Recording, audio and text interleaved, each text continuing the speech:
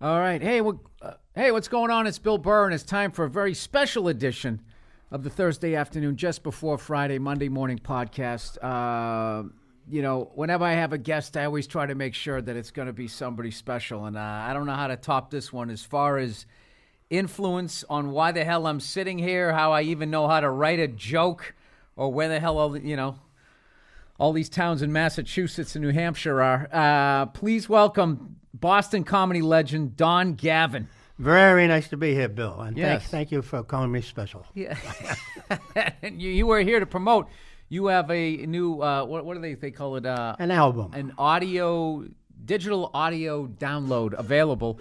Don Gavin live with a Manhattan. Live with the Manhattan. With the Manhattan, very important, not from Manhattan. That's correct. Okay, with yes. with a Manhattan, which is available right now on Sirius and Pandora, and then Friday of this week, it's going to be available everywhere: iTunes, Spotify, and any stream you can find. Strawberries, stream Records, or Creek tapes. or whatever. Yep, absolutely. So, what's going on, man? I don't think I've ever run into you out here in L.A. That's because I haven't been out here for quite a while. When was the last time you were out here?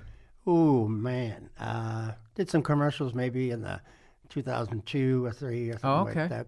And I got a $300 jaywalking ticket, so I didn't come back after that. Which I haven't paid, by the way. I don't know what. Oh, there's a warrant out for you. I don't know what the statute is. Where were you? Where were you jaywalking? Right down in Hollywood, off of right near where the comedy store is down that way. Oh, okay. And the cop. Wow. The cop actually pulled me. He says, "Do you know why I'm pulling you over?" I go, "Well, you're not pulling me over. I'm walking, you know." Right. And I said, "I thought this only happened in the movies. $300 ticket. $300. $300. Yeah. And I had to go in. I was supposed to be doing this commercial. He said, "I don't believe you," because I was dressed in sweatpants and looked like a bum, pretty much, which is my normal garb. And so he came in the studio with me to check to see if I was for real, because I had no ID on me or anything like that. So I think he wanted to arrest me. Because you didn't have an ID. Because I was thinking, why does he give a shit what you're doing? I don't know, but he wanted his $300 at some point, which they haven't got. So. Do you ever watch those videos online when there's people who actually know their rights? And they just start going at the cop. I would still be nervous to do that. Like, no, I'm not required to give you an ID. I'm not in a car. Yeah, I am a citizen. I'm sure they say, well, the money, we'll just hold you until you produce this or that. Yeah, I haven't got the time for that. No, I don't think I'd have the savvy to do that. No, I don't have that law background, as they say. Yeah. How did the gig go? The commercial shoot. I didn't get it. You didn't get it? Isn't that hilarious? So did they make you fly yourself out here? I was already out here for a while. Oh, you were. I ventured to the West Coast a few times. I lived in Studio City for a while. That's where I was living at that time, I believe. Yeah. Oh, you did? Yeah. Okay. It took me the longest time to like it out here. Yeah. But now it's home. I like it. I do definitely get nervous with the whole. It's a city that exists but shouldn't exist. Mm-hmm. You know, and sometimes that gets to me as far as like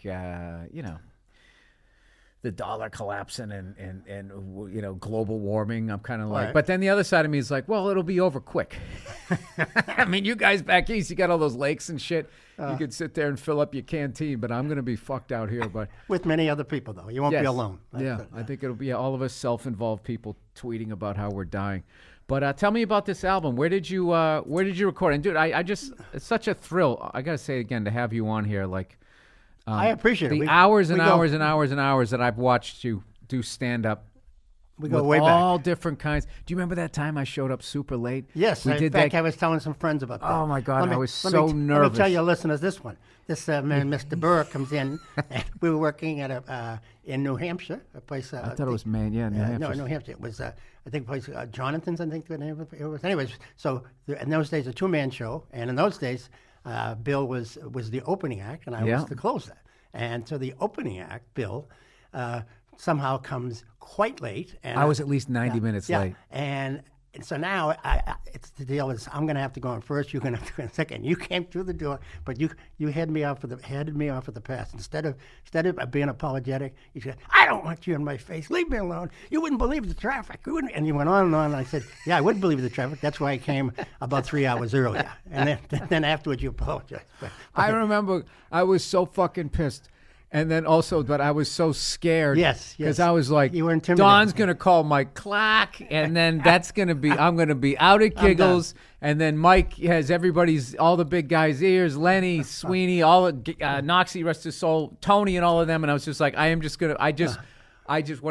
long I've been working, Yeah. two and a half years of work down the tubes. I got to move. Bill Burr's career goes down before it begins. That's what I was worried about. But I remember you were sitting at the bar. And it was funny. Yeah, you didn't say, all right. You didn't say anything. You just were looking at me as I was spewing all this shit out. Yeah. And then I just sort of ran out of steam, and you were just looking at me, and I just went, I'm sorry, man. I can't. And you just went, it's all right. It's all right. Just sit down. We're going to figure this out. I had 2 fuck-ups like that. Really? I had another one where I pulled up to Mike Clark's Giggles in Saugus, and I want to say I was with Tony V. And we thought it was an 8:30 show, and we got there at like 10 past 8, and Mike is standing outside the club, and we don't know why. So we're like, hey, Mike, how's it going? And in his head, he's like, these fucking assholes are showing up 10 minutes late and come strolling in like they're 20 minutes early, because that was our vibe. And he goes, listen, pal, I don't mind if you're going to be late, but, just got to give me a call. And I was just like, yeah, man, if I'm ever late, I'll give you a call. And we like went back and forth like a bad sitcom, not understanding each other. Right. And then he goes, pal, the show's supposed to start 10 minutes ago. And then I was like, oh, no. Oh, God, I pissed off. Yeah, you guys were all so fucking intimidating. You know what I mean? Because you guys had you were like the generation before me. So you were even angrier than my generation. So you actually scared my lunatic generation. So when you made Live with the Manhattan, which, by the way, is that your drink? My before dinner drink, yes. Your before dinner? Then I have something else after dinner, but yes, before dinner drink. It's kind of an older person's drink, which I am kind of an older person, but right. I stick with tradition. Well, yeah, classy guy. Manhattan. You're very classy. You can be absolutely shit-faced, but you got slacks on, you're drinking those, you're fine. And it looks like an adult beverage instead. Yeah. It hasn't got a pink straw in it or a flamingo or anything. Yeah. I was always just sort of a straight, I was a beer guy first, and then I switched to bourbons, and I kind of just went that on the rocks or just straight. So, educate me here. What is in it? It's a Canadian whiskey with a little bit of bitters, just tiny bit of bitters, and a nice cherry in it, and sweet vermouth. That's it. Oh God, that sounds delicious. Yes, they get down rather easy, at least for me. So let me just, because I've been laying off the booze for a little bit, so I like to live vicariously through people. Yes. So you have this Manhattan before dinner. Yes. Which, by the way, that's an America that should come back. Yes. Okay. So you have aperitif. Yeah. After you, well, what's your go-to drink? Don wants a buzz. Oh, Don doesn't really necessarily want a buzz, but my go-to drink is a lot of vodka with a hint of color, which would be a tan Russian, not a black Russian, tan. Tan. Oh, you go light. And I usually put those in gallon barrels, and that's how I drink those. So that's a lot of ice, though. A lot of ice. So make sure you. Ice takes up water. a quarter of that gallon. Yeah, that's right. You want to make sure that you're properly lubricated. Absolutely, yeah. That's the deal. What is so? Where did you record this album? We did it actually at the Portland Comedy Connection. And you remember Ollie, that? Yeah. Portland Comedy Connection. We did this thing, and after I did it, 6 months later, the place closed. So that's how effective I was up at that point. Oh, no. Oh, that's not there anymore. That finally closed? Yeah. Well, it was on a pier, you just remember, that was falling apart.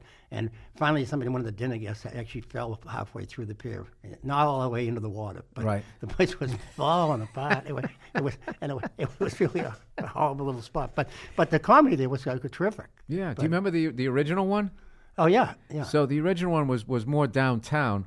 Right. Portland, and I remember doing spots up there for, I swear to God, it felt like half a year, and we would be like, what the fuck is that smell?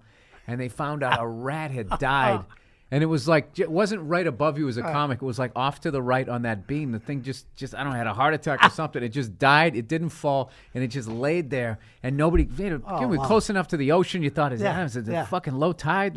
What's going on here? Yeah, they had a dead rat up there. Yeah, so now I think it's a restaurant, or maybe it's a high rise. I don't know what it is, but it did finally close down. Well, of all the places you've done, your all-time favorite room to do stand-up and just go up where you just knew you were gonna murder? Wow, that's a good question. I like the smaller, intimate rooms, right. Which is with my fame. That's the rooms that I work. So that's probably why I like that. Now you do it's right in your wheelhouse. Yes, well, you do these big, large auditoriums. To me, that's showing off. Yeah. So I've always been full of myself. Yeah. I like to keep my crowds down. Usually like double figures. That's all. There's an air of mystery about you when you work the smaller places. Air of mystery. I like that. Yes, it's a mystery, all right. That's why we're trying to get this album out. So maybe I'm not a mystery. I used to see the quotes all the time that I was Boston and comedy's best kept secret. I'm going, you know what? Let's not have that a secret anymore. Can we change that if that's possible? People start talking about. Well, that's why you're doing the podcast here. Correct. You know what's a great one too was the old comedy, the original Comedy Connection on Warrington Street. Yeah. That was like, I feel like those places. Well, the audience, you could actually reach out and touch the audience. It was that close. So. I actually have the first time I ever videotaped myself. I have it on. No, I won't be showing this anywhere. I have a VHS tape of me. VHS, great. Yep, at the Comedy Connection. I've been doing comedy. It was 1993, so I've been doing it for 1 year. It was the first time my parents came to see me. And I went up and I did 5 minutes, and I killed, thank God. And I still have that thing, and I think it took me 10 years before I even showed it to my wife. She's like, "Oh my God, you're a little boy." I had the big, the big red afro, right? Stupid early '90s lime green shirt. It was hilarious. Well, that was like the only show in town there in Boston for years. But it was usually decent. The crowds were good. Although I was there one time. I was working with Lenny Clark, and some woman got trashed and threw an ashtray, a big glass ashtray. In those days, everybody was smoking. Right. And he ducked, and the thing smashed against the wall, broke into pieces. And Lenny goes, "You got to be quick on your feet if you're a comedian." And then, so my friend was the bouncer at the time. He goes over, "Okay, who did that?" And so finally they point out to the girl, and he goes, "Man," he goes, "Okay, who's the boyfriend?" The boyfriend stands. He says, "I got to knock somebody out," and he knocked out the guy. That's the truth. I can't hit the broad, but I can knock out the guy. Boom. I feel like those stories only exist like in a few cities during a certain time. Like even that craziness of that story that was gone by the time I came up. A little more civilized. Where it would be like, the logic of that would not have passed. I just was talking to Jay Leno, right? And he was telling a story about some guy while he was on stage. He heard this guy, yell out in pain, and he found out afterwards the guy was talking. And the bouncer stabbed him in the leg. Like the guy was sitting down, he just wow. right in his thigh. The guy screamed and he fucking threw him out. And then years later, when Jay made it, he called him up, right? Going, "Hey man, remember I hooked you up that one time?" Like calling him up, I don't know, looking for a favor or something like that. And Jay's like, "I didn't ask you to stab somebody while I was on stage. I mean, I could have just had a funny retort." I had a similar one. I'm going to be doing the evening in the Improv the next day, so I'm just going over my set at Nick's Boston. That's one of the clubs I started in Boston, and so I'm just doing my set. And some guys yelling and heck, and I said, "Yeah, when I'm finished." I said, "Well, we'll talk when I'm finished," right. Kind of intonating that we might do more than talk. So instead, he rushes the stage with his friend. I'm distracted, and I get hit in the back of my head by this big steel chair. So there's an all-out brawl. Oh, God. Everything. The cops get involved. People rolling around. Knives were taken out. So anyway, I'm on the bottom of the thing, and I'm getting kicked by 3 people. I turn my assailant on top, and they kick the shit out of him, thinking it was me. So then we're leaving, and the other guy, the first guy that was started the whole thing, he's behind a cop, going, like he got away with it. Right. So I took a shot at him. The cop stepped between us, and I hit the cop right in the face. Oh. I got arrested at my own show. I had to spend the night in jail. I had a black eye that I had to go on evening in the Improv the next day, and I wore Elton John glasses. So, people thought that was a joke, and it wasn't, because my eye was black. They thought you went all Hollywood. Yeah, that was a joke. But I got arrested at my own show, and so they leave me out in cuffs, and the people going, "Wait a minute, that's the headliner. That's the guy at the end. What? How come he's getting arrested?" Yeah, so that was the deal. But I hit the cop. So. Well, you know what it is? The just the lack of cameras. So you sort of settled a lot of shit amongst yourself. Now there would have been video of that. Oh yeah, there would have been video of you hitting the cop, and the fact that the guy came up on it. And so the story goes. So we go to the jail, and so everybody's drunk out of their ass in the jail. And people yelling Attica and all this kind of stuff. So I can get any sleep. So I'm exhausted by the time. So I have to go to court like 2 months later. The assailants, these 2 guys come in, they're in orange jumpsuits because they've been arrested 3 or 4 times since then. Oh, wow. Similar to your story. About 4 years later, a guy comes up to me and goes, "You might not remember me. I'm the guy that hit you with the chair." And I think he wanted me to compliment him. Yeah, like you went to high school together. We had a bunch of good times, didn't we? Yeah, I remember the old days. Yeah. When did you find like that? Like, because when I started that, we just hear all of these crazy stories. When did it start to, slow down where it became just more established and more, because it started at the Ding Ho Chinese restaurant and nobody even knew what the hell. When we first went in there, it was called the Springfield Street Saloon. That was the Ding Ho where it became infamous. And but the people there, there wasn't such a thing as comedy there. It was a Chinese restaurant barely surviving, and there was the people at the bar, but we couldn't throw them out, so they'd stay there, and they'd be turning around going, "Shut the fuck up," to the comedians, because we were bothering their drink. They're drinking for the day. So finally, we had to weed them out and stuff like that. But there were a lot of fisticuffs involved and things, and then it became more. Is that why? Civil, is that why all you guys are so big? I always thought there was like a height requirement for the first wave of Boston comes. You, Sweeney, Leary, all you guys are like 6'1", 6'2", 6'3". Lenny. Yeah, DJ Hazard. Everybody was. Yeah. DJ Hazard was you. Santorelli's a big guy. I just was sitting there going like, well, no wonder these guys were able to establish the scene. I always felt like there was a group of people like 5'10" and below that tried in like the early 70s and got destroyed. Kind of like with the Red Sox. Do you remember the Red Sox actually? This is their second mascot. The first mascot they had was sometime in the 70s. It was called the Fenway Freak, and it lasted like 3 games and just got the shit kicked out of him. And the guy's like, "Fuck that, man! You put the goddamn head on. You walk out there. I'm not doing it anymore." I always wondered like whenever I would do like Comics Come Home, right? And Leary would be there, and there's always a couple of you guys there, right. And I always still feel like a little kid looking up at you guys, going like, "Gee, everybody!" And then Patrice, when he came along, right? He was like the only guy from our generation that was like your guy's height. Yeah, the thing was you had to be fast on your feet, and fast with your wit, and fast with your hands. And there were a number of the hands thing that came in. Hey, can you tell the story? I don't know. I think this was attributed to you. The time you had that gig way out in Western Mass, and you showed up, and there was no stage. Oh yeah, I go to this thing. It's an outdoor concert. Outdoor concert. It was gonna be a nice venue, and people were sitting up against trees and lying on the grass, and the stage was set up, but they're barely, and they were still kind of setting things up. The band that was supposed to come, and it was a name band, I can't remember now, but they were supposed to come in later, and so the guy says to me, "Oh well, you ready to go on?" I go, "On what? You haven't even got the stage put up." And he said, "No, that's fine." He said, what I can do is I have a megaphone. I'll give you the megaphone and just go over like to that tree where the people are and do a couple of jokes, and then go over here to this tree. And I'm going, "This guy's serious." Yeah. So I said, "Oh, sure, I can do that." I said, "But I got to go to my car to get my puppets first." So I went to my car, and he always saw after that. He didn't even see, but I drove away. That was the end of that. But I went quick enough to the place that I was hired and collected my money in cash before they found out that I didn't ship. Oh, my God. Yeah. I got to get my puppets. And to this day, I have the guy's megaphone. What I love about that story is that never dawned on me to do that. The amount of times that I should have said, "Oh, yeah, let me go back to the car and get my props. Yeah. I got a sport coat. I'll be right back," and just left. Yeah, gone. I always thought like your generation, too, had like this thing that when like someone was trying to fuck you on a gig, you in some way or another you got him back. Like I remember Mike Donovan used to always tell me when he would do a bad gig, he would take all the money and buy himself something like a VCR or a stereo or something, and that would be his fuck you. Really? I don't even know if that makes sense, but that's what he said. He goes, "I would just go out and go buy myself because fuck those people. I'm gonna get something nice out of this."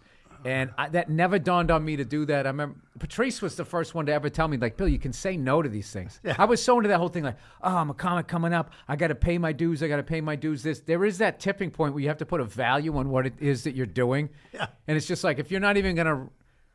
I started to say at college gigs, when they said, "We don't have a microphone, is that going to be a problem?" I was like, "Have you ever watched a late night talk show?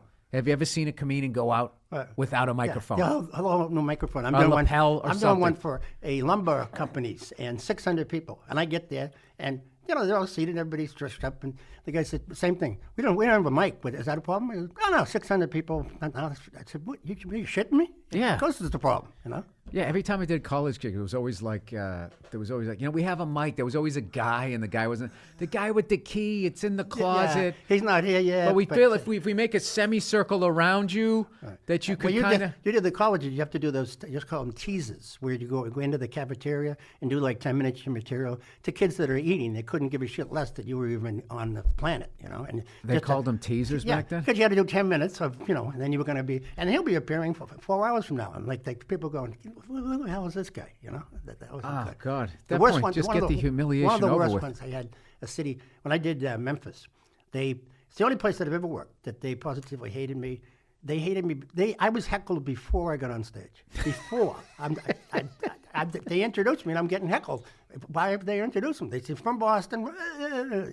This whole thing, Yankee thing and whatever, and it was horrific. So I go and try to do the thing, and they had a clock, and it's always this way. Sometimes for comedians, they'll have a clock to give you the time, but this had one of those old-fashioned bell tower clocks, like from Back to the Future, that big, and you could see it progressing. And I'm supposed to do 45 minutes. I'm looking up. I said, man, I got to be close to finish. I look up, and I've done 18 minutes. I'm going, this is horrible. But 45 minutes of material. Well, yeah, that too, a little speedy. And I kept going, bam, bam, bam, bam, until I finished the thing. I said, well, okay.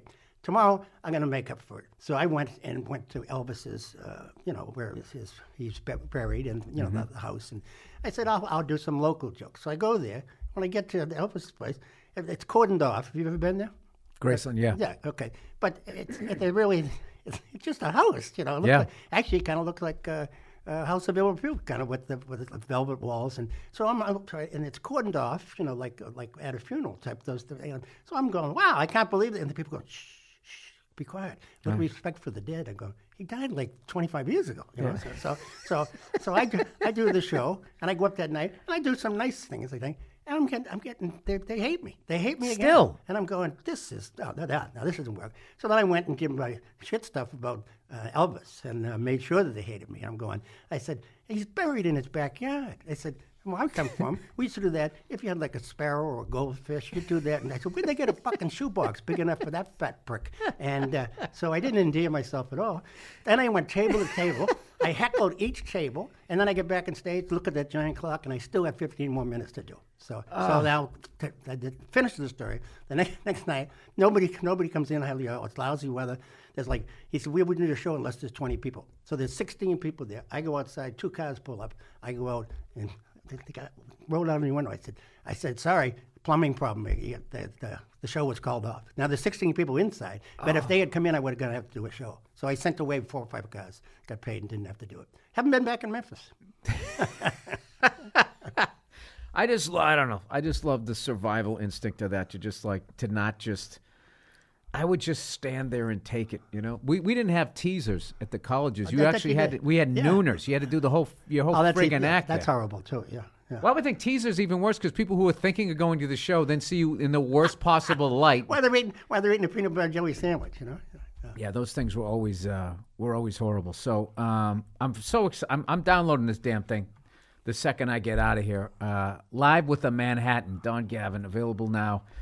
On Sirius and Pandora, and Friday this week, which will be Tuesday, Wednesday, Thursday, Friday, the 24th, everywhere, iTunes, Spotify, etc., all of that type of stuff. So the good point is that the Virtual Comedy Network, a new network of comedy with Jim Serpico, he is the guy that kind of discovered or rediscovered this particular thing. So now, instead of, when I used to sell these, I only sold them at a club. It was almost like I was bootlegging my own material, like out of the back of a trunk. Oh, because you recorded this in 2011, right? Yeah, and I never went any further because I'm the worst businessman in the world. So you actually were smart because you retained ownership of the thing, which is the best. I was told that was smart. I did that by mistake, so that was good. Yeah. No, I remember seeing this guy who played in a band. He said, "You're better to own 100% of something and sell 20,000 copies than to not own any of it and sell 20 million because you're going to make more money because that's how bad you just get fucked." That's why we started All Things Comedy. Yeah, it was basically to try to get comedians together to help each other so we could maintain ownership of our stuff because they and you were telling me this is a kind of a co-op type thing. So, that now moved on to we've sold a couple of shows. We've produced a bunch of stand-up specials. And, we're going to maybe produce a movie here coming up. And we just keep expanding what it is that we do. and we just make sure that we try to protect the artists for once, because they always try to. Oh yeah. Ownership to you shouldn't be a big deal. For you, it should be exposure. We're going to get you out there, and I'm going to stay home, watch Netflix while checks come into my mailbox, and you're going to be going to fucking Saskatchewan over the holidays. And you probably didn't read the entire contract, so that's all right. Yeah. That's definitely a tough thing. So how long did you live out here in L.A.? Oh, only about 8 months. Some people said, "What do you like about it?" I said, "I like the weather." Yeah, the weather's And great. that was it. You a golfer though? Not what you would call it that. I have been on the course, but you wouldn't want to see it. No. Oh, the 19th hole. No, yeah. I actually have a 20th hole at the place I play at. So that's it. I go after that too. But no, the traffic here, I don't know. I'm an East Coast guy. That's it. Yeah, I get that. Well, I just moved to Florida. Oh, you did? Yes, Congratulations. Yes, the winter finally. I fought the winter for many, many years, and the winter won. So that's awesome. Yeah. That's awesome. Well, next time I do Florida, man, I would love to work with that'd you. be terrific. Yeah. Seriously? I'll open for you this time. How's that? I'll All open right. for you. You get me back. You'll be 90 minutes late and just start yelling at me like I did something wrong. Yeah. What the hell are you talking about? That's great. I heard there's another guy, and he's got some weird stalker, so I can't say who. Another guy I know. Well, I'm not going to say on the podcast. He moved out of there. Is there a reason, all of you guys, as funny as you were, that you stayed in Boston? Well, I did because I had 2 kids, and the shows, like when That's great. So you're an awesome dad too. Well, I wasn't an awesome dad. I was a dad, but I wasn't as good as I could be. But passable. Passable is right. But now I have I still go on great with my kids. I have a grandson now, 7-year-old Maddox, and that's great. Who I'm going to see in a couple of days. But we were doing at Nick's Boston, which I said we started with 1 show. We were doing eventually 5 shows on a Saturday night in one night. That's so I crazy. didn't have to leave. So Right. I had my own show there for 9 years straight. And only took like 1 week a year that I wouldn't work there. So there was no incentive, and maybe I was lazy, and again, not a good businessman. So I just stayed. I stayed. No, but the thing was, that you created this thing for all of us to come into, and now I get the checks from all you guys. Huh? Yeah. Well, the thing that blew me away was like, I don't know, you guys just had like this. There was like almost it was like a rule of like a certain level funny you had to be, or you just got squeezed out, and if anybody stole a joke, they literally got punched out. Yeah, there was a code. There certainly was a code, and we were very xenophobic, I guess, that we didn't like anybody coming in from New York or L.A. or this or that. I know Colin Quinn has great stories about that. Yes, and we'd intentionally try to blow them out, not just out of the room, but out of the state, that they shouldn't be on. I dealt with that. I dealt with that after I left Boston. I would go out there, and what would happen was the middle act, as we call it, rather than feature. We always call them. Yeah, that feature thing. Feature to me is the feature film is the one you want to see. Yeah. You're a middle. Yeah, exactly. You're middle. You're working your way up. So I would go out there, and the middle act would go on stage and would just be murdering for the first 7 to 8 minutes, and I didn't understand anything he was talking about. Oh, that's It'd be like, oh, look at this guy. Like, you see, this guy's going to be down Johansson Street in about 2 hours every day. Oh, this guy must be from so-and-so county, or he's going to be hanging out at this club. Yeah. And you're just sitting there like, okay, all right, this is the local. And then halfway through it, you realize, like, the poise of the guy, you're like, oh, this is the local reference headliner guy. Yeah. This is the hardest guy ever, because he's going to do a show tailor-made for everybody in that area code, and you were fucked. It took you those shows, when I was learning how to follow a guy like that, I should have just gone up and be like, I didn't understand one fucking thing that guy was talking about. And who's Arnold's, and why is the sub so bad? I heard it was a great place. I could have gone the opposite of what he did, but I would go up there and just come, because he would end on like 11, and then I would come up and try to start my act at 11. I like that. I liked it, just taking the opposite that step of what he did. I never thought to do that. I understand what I thought was, I like that. I would go on stage. Yeah, I would go on stage, super high energy, and I remember many nights, 10, 12 minutes into my set, out of breath, sweating from telling jokes, hilarious, and everybody just seeing how uncomfortable I was. And then I had run out of energy, and my voice would be blown out, and then I had to do like another 35 minutes. And as you know, when you get in that position, nervousness, you go faster. Instead of slowing down and letting them hear you, you go, and so now, not only do they not like you, they don't kind of even understand you at that point. That's what I was thinking maybe happened to you in Memphis, because your cadence is way faster than... A little fast. I was told I talk 70 words a minute. gusts to 180. Yeah. So which is not good. Depending on your temperament. Yeah. Or maybe my libation before or after. Yes. So how long ago did you move down to Florida? Oh, I just got there. In you fact, I just haven't did? even done my boxes yet. I was sleeping on the floor for 2 nights, and then I left.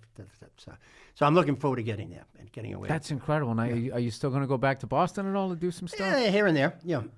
Wow. But no, I moved full a time. Yeah. massive shift in the Boston comedy scene. Well, no, but a massive shift. No, for it me. is, dude. It is. It is. You don't understand, man. You're on the Mount Rushmore, so like, wow. Boston just became even more sadder. Every time I go by, you want to see a familiar face. It's like, Don. Donnie went down to Florida, dude. He's a fucking snowbird. They actually had a going away party for me where they went up. Some of the comedians, I'm not making this up, went up and pleaded with me not to move. I'm not sure why, but they did. I don't think that because you're you don't understand what you meant to us and how it was always Gavin jokes, always. Like Bob Marley would always be like, yeah, he goes, I was working with Gavin, and it was always somebody said something in the crowd, and then your response to him. Yeah, I mean, I just all of those places, man. I go back to Boston. I have like this weird thing. Well, I've kind of learned now I have to go to new places because if I go into the old Knicks and it's like a friggin' dance club and stuff, and I'm just like, I walk up there, I'm like, I'm gonna see Dane, I'm gonna see Patrice, I'm gonna see Bobby, and Gav or Sweeney's gonna be closing. You just walk in and it's just not, I mean, granted, it's fucking 30 years later. Yeah, well, the only one Giggles is still where a lot of the guys still come, but all the other ones, like Nick's, the one that I started, that should have been unplugged many years ago. I know that they thing should have shut the lights off. That thing is dying. Yeah. The slowest death. It's kind of sad, actually. Well, the only thing I like is that's where I started. The first time I ever stepped on stage to do stand-up comedy was Nick's Comedy Stop in March 2nd, 1992. And the fact that I've almost been doing this for 28 years coming up, and the original room still exists that I started in is pretty cool because I know everybody else that I know, started in some, Way back then, I booked it myself too, and of course, didn't get paid to book the show. Like an idiot. I found after 4 or 5 years later, when I, wanted to work more in the comedy, I found out that the guys kept making like real good money booking. I go, I never get paid to do that. Yeah, like I was an the idiot. worst with that shit too. Yeah, you guys also, when you used to book us on your shows, like if we had a mediocre set, you guys would get pissed. I remember like Noxie would get mad. Yeah. And he would take it personally that he felt that like... That he said he was basically vouching for you. And if you didn't level up to where he thought you were, no, that wasn't. Yeah, then the crowd was looking at him like, Kev, you fucked us. Like that's how personal... Right. I don't think I was ever comfortable doing Noxie's show because I was just like, I don't want to be the guy who fucked Kevin Knox over. I don't want to do that. And we used to be in such control of it, like the headliner, like I'd be the headliner, but I was also the MC. So the reason I did that is that, say you came on first, you did a good job, let you do your 15. Next guy, supposed to do 15, but he's dying. After like 6 minutes, I'd just go up and grab the mic out of his hand and go, that was so-and-so, boom. Yeah. So I wanted to be in control of the thing. Yeah. But you're right, if you didn't measure up, you knew about it, that's for sure. Who, do you watch any...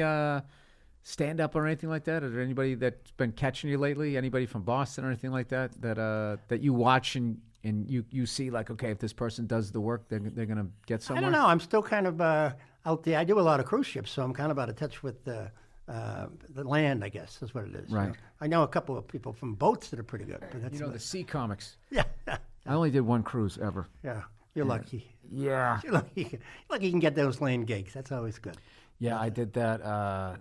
Well, maybe that's why you're down in Florida because you can go in and out easier. Yeah, there's a lot of work down there in the communities too. Not like cruise work coming out of Boston Harbor. Beautiful Boston Harbor. Yeah, the only cruise out of there with booze cruises. Booze cruises, yeah. Those used to be a joy too. There'd be people be shipped before they got on. And that ended. I was on one where 3 people fell off. Oh my off God! The floor. Yeah, and two of them they got back. So. Did you have to do stand up on that? Yeah, we were still doing it. In fact, they wanted us to continue. As the Coast Guard was looking for the bodies, they found 2 of the people. Oh, that guy for real died? Oh yeah. It was a girl, but yeah. So my audience was cut down by 1. That was my concern. But oh, I used to do the prom gigs. Oh man, those were fucking horrible. Yeah. Those were like.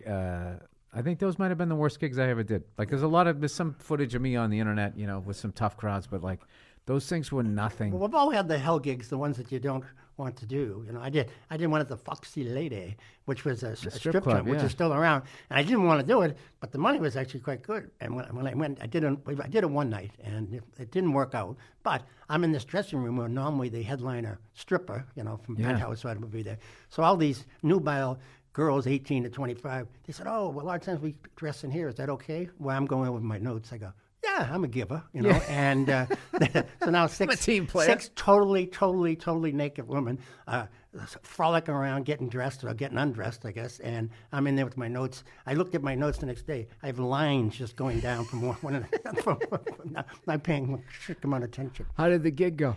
Well, I had to do 3 sets. The first set before the dances came out went pretty good. Okay. Then we had some dance. Then I went up, and they couldn't have given a shit less that I was there. They were just basically, come on, where are the tits? And, I did take my shirt off, but not successfully. Only one time. I did stand. I think twice I did stand up at like titty bars and stuff like that. Those were always, the creepier audience or whatever. Yeah.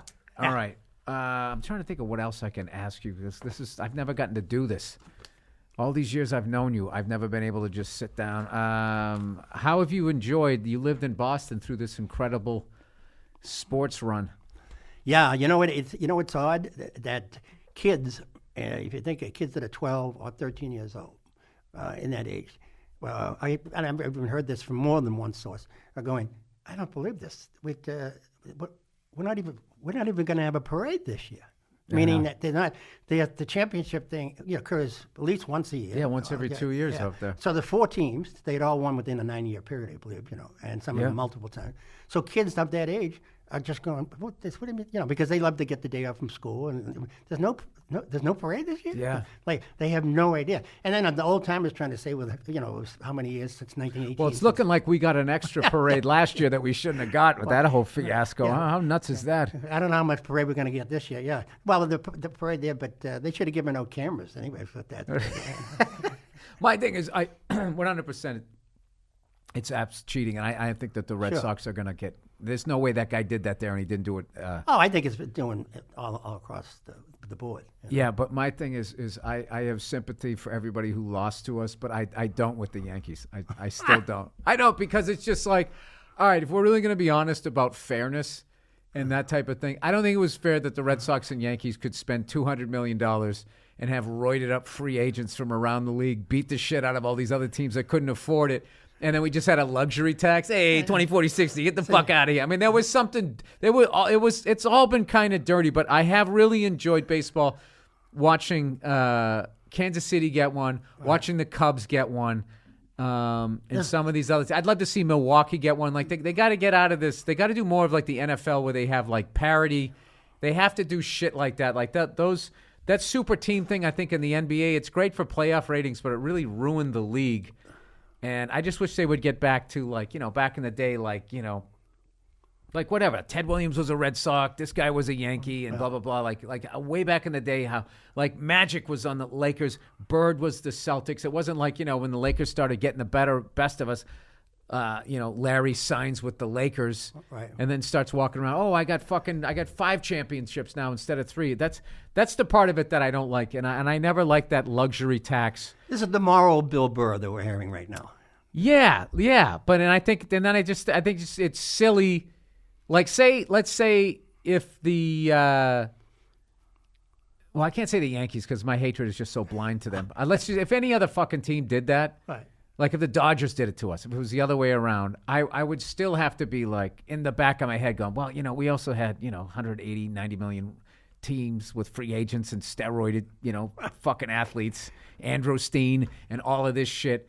And we've won 4 titles. So do I give a fuck that? I mean, Houston Astros can't afford to spend $200 million and buy up the Red Sox and Yankees guys. So they had to do something else. And then the shot heard around the world. That guy allegedly, some guy had a fucking telescope out there. Yeah, from 1951. Yeah, so I mean, I don't know. How many people are like cheating on their wife for their taxes and shit, and they're bitching about the fucking Astros? Yeah. How can they possibly do this? Yeah, that's the truth. So, but you mentioned the Yankee thing. It's so funny in Boston, and for your listeners out here, the hatred for Boston people hate the Yankees. Now the Yankee people just like Boston. But the Boston people hate I mean, you go to a game, they can be played in the Brewers, and you see half the people wearing Yankees suck T-shirts. I said, they're not playing the Yankees. I don't get they're that. They're not playing the Yankees. They're not here. Yeah. They're on the other side of the country right now. Well, that's because, if you're of a certain age, they rubbed our nose in it, chanted the year after year after year after year. And I thought New Yorkers were they were kind of babies when we won it in 2004, and they were just like, all right, you won, whatever. We're happy for you guys. All right, enough already.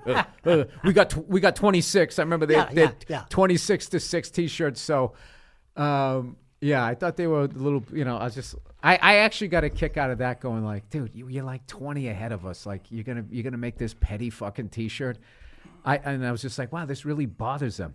Or I shouldn't say all of them, because the same way there's a bunch of Red Sox fans still chanting "Yankee sucks." Right. Which I kind of think is more like the pot van sucks. You just do it to do it. Well, I don't do that shit. I would think something like when traveling as I do on the ships, you meet people that think the same way about the Patriots. They positively hate the Patriots because of their success. Not any other reason, just because of their success. I was wearing a Patriots shirt logo on one ship, and some woman, nice, maybe 91-year-old woman, comes up. She goes, Yeah, Patriots. Yeah. You probably voted for that bitch Hillary too, didn't you? I'm going, wow, out of nowhere. Well, if you like the Patriots, and I'm going, oh my God. But I thought they were Trump supporters. Well, that's it. They were Trump supporters. But that bitch Hillary, I go, wow, okay. I don't know how that came in there. But, Well, I'm hoping. I don't know. I am like, I'm a diehard sports fan, so I know the Brady thing and all that is coming to an end here. But the Bruins are solid. Celtics are solid. The Red Sox are going to be fun right now to see who, I think you moved away at the wrong time. You might have been their manager, interim manager. They want a manager that's more savvy with the media and photography right now. So I can't imagine. Like, I just want to know how the whole thing goes down. Like, how many players are involved? How do you keep your mouth shut? How do you enjoy the championship after? Because I'll tell you, I saw a look.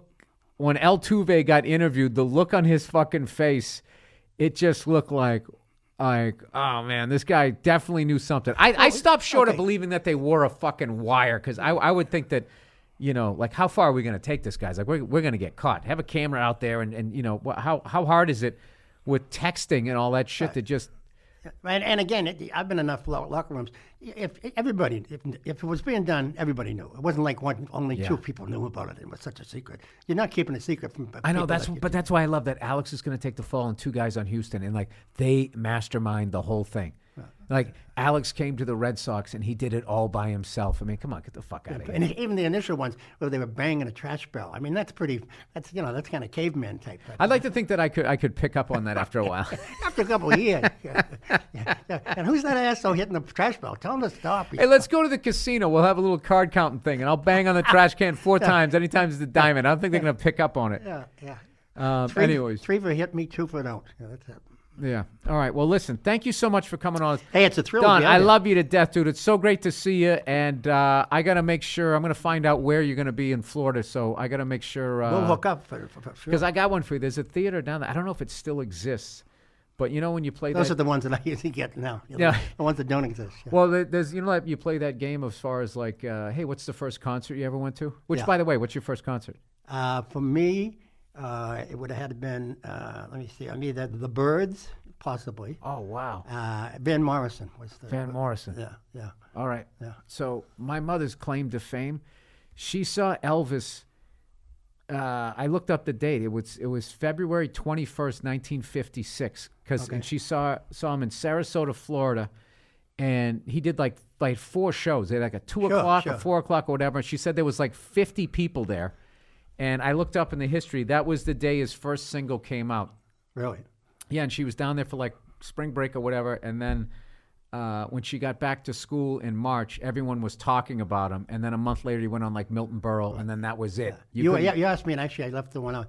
It was at the Boston Tea Party. I don't want to mention the year because I don't remember, but the Doors. You saw the Doors there? Yes. Because that's the place where Zeppelin played. Yeah, that was the first one. And the tickets, I remember, very expensive, $1.75. What did you think when you saw him? It was unbelievable. It was it was something surreal because, and the place probably held 280 people. Like you probably remember working with Stitches at the Paradise. Well, I opened for a particular act there, and they said it was a black rhythm and blues people, and the name of the guy was Prince. Oh my God! So I opened for Prince.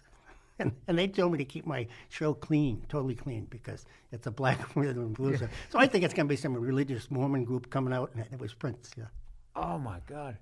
Now I'm going down this rabbit hole. All right. When did you first go to a Patriots game? Were they at Nickerson, Fenway? No, I went. No, I never went to the Nickerson, but it was down with Foxborough. I was a ticket taker there when they first opened Foxborough Stadium, and they hadn't completed the parking lot. So there were no lines on the parking lot. You just came in, you parked your car wherever. It was a night game against the Giants, exhibition game, and the show ended, and the game ended, and people got out of that parking lot at 5 o'clock in the morning. Because think about it, no lanes to get in and get out. And I was in the Air Force Reserves then. I was going to, I had to be at a meeting at 8 o'clock the next morning. But in my trunk, I had a huge cooler with maybe 3 cases of beer. By the end of the night, at 3 in the morning, I was selling the beers for $11 a piece, which is now what you pay when you go anyway. Yeah. But, wow. I made a fortune. All right, last one. First, Celtics? Who was playing when the first time you saw the Celtics? Because I saw Larry and those guys. I go back in the 50s. I used to go in with my, which you would never do now, but I would go in when I was like 11 years old. My brother was 9. I might have been 10 and 8, and we'd go on the subway, the whole thing to our station. The Green Line, yeah. No one would even think about sending their kids in by themselves to do that. And the tickets again were $1. But I remember, the Bill Sharman, Bob Cousy, Bill Russell.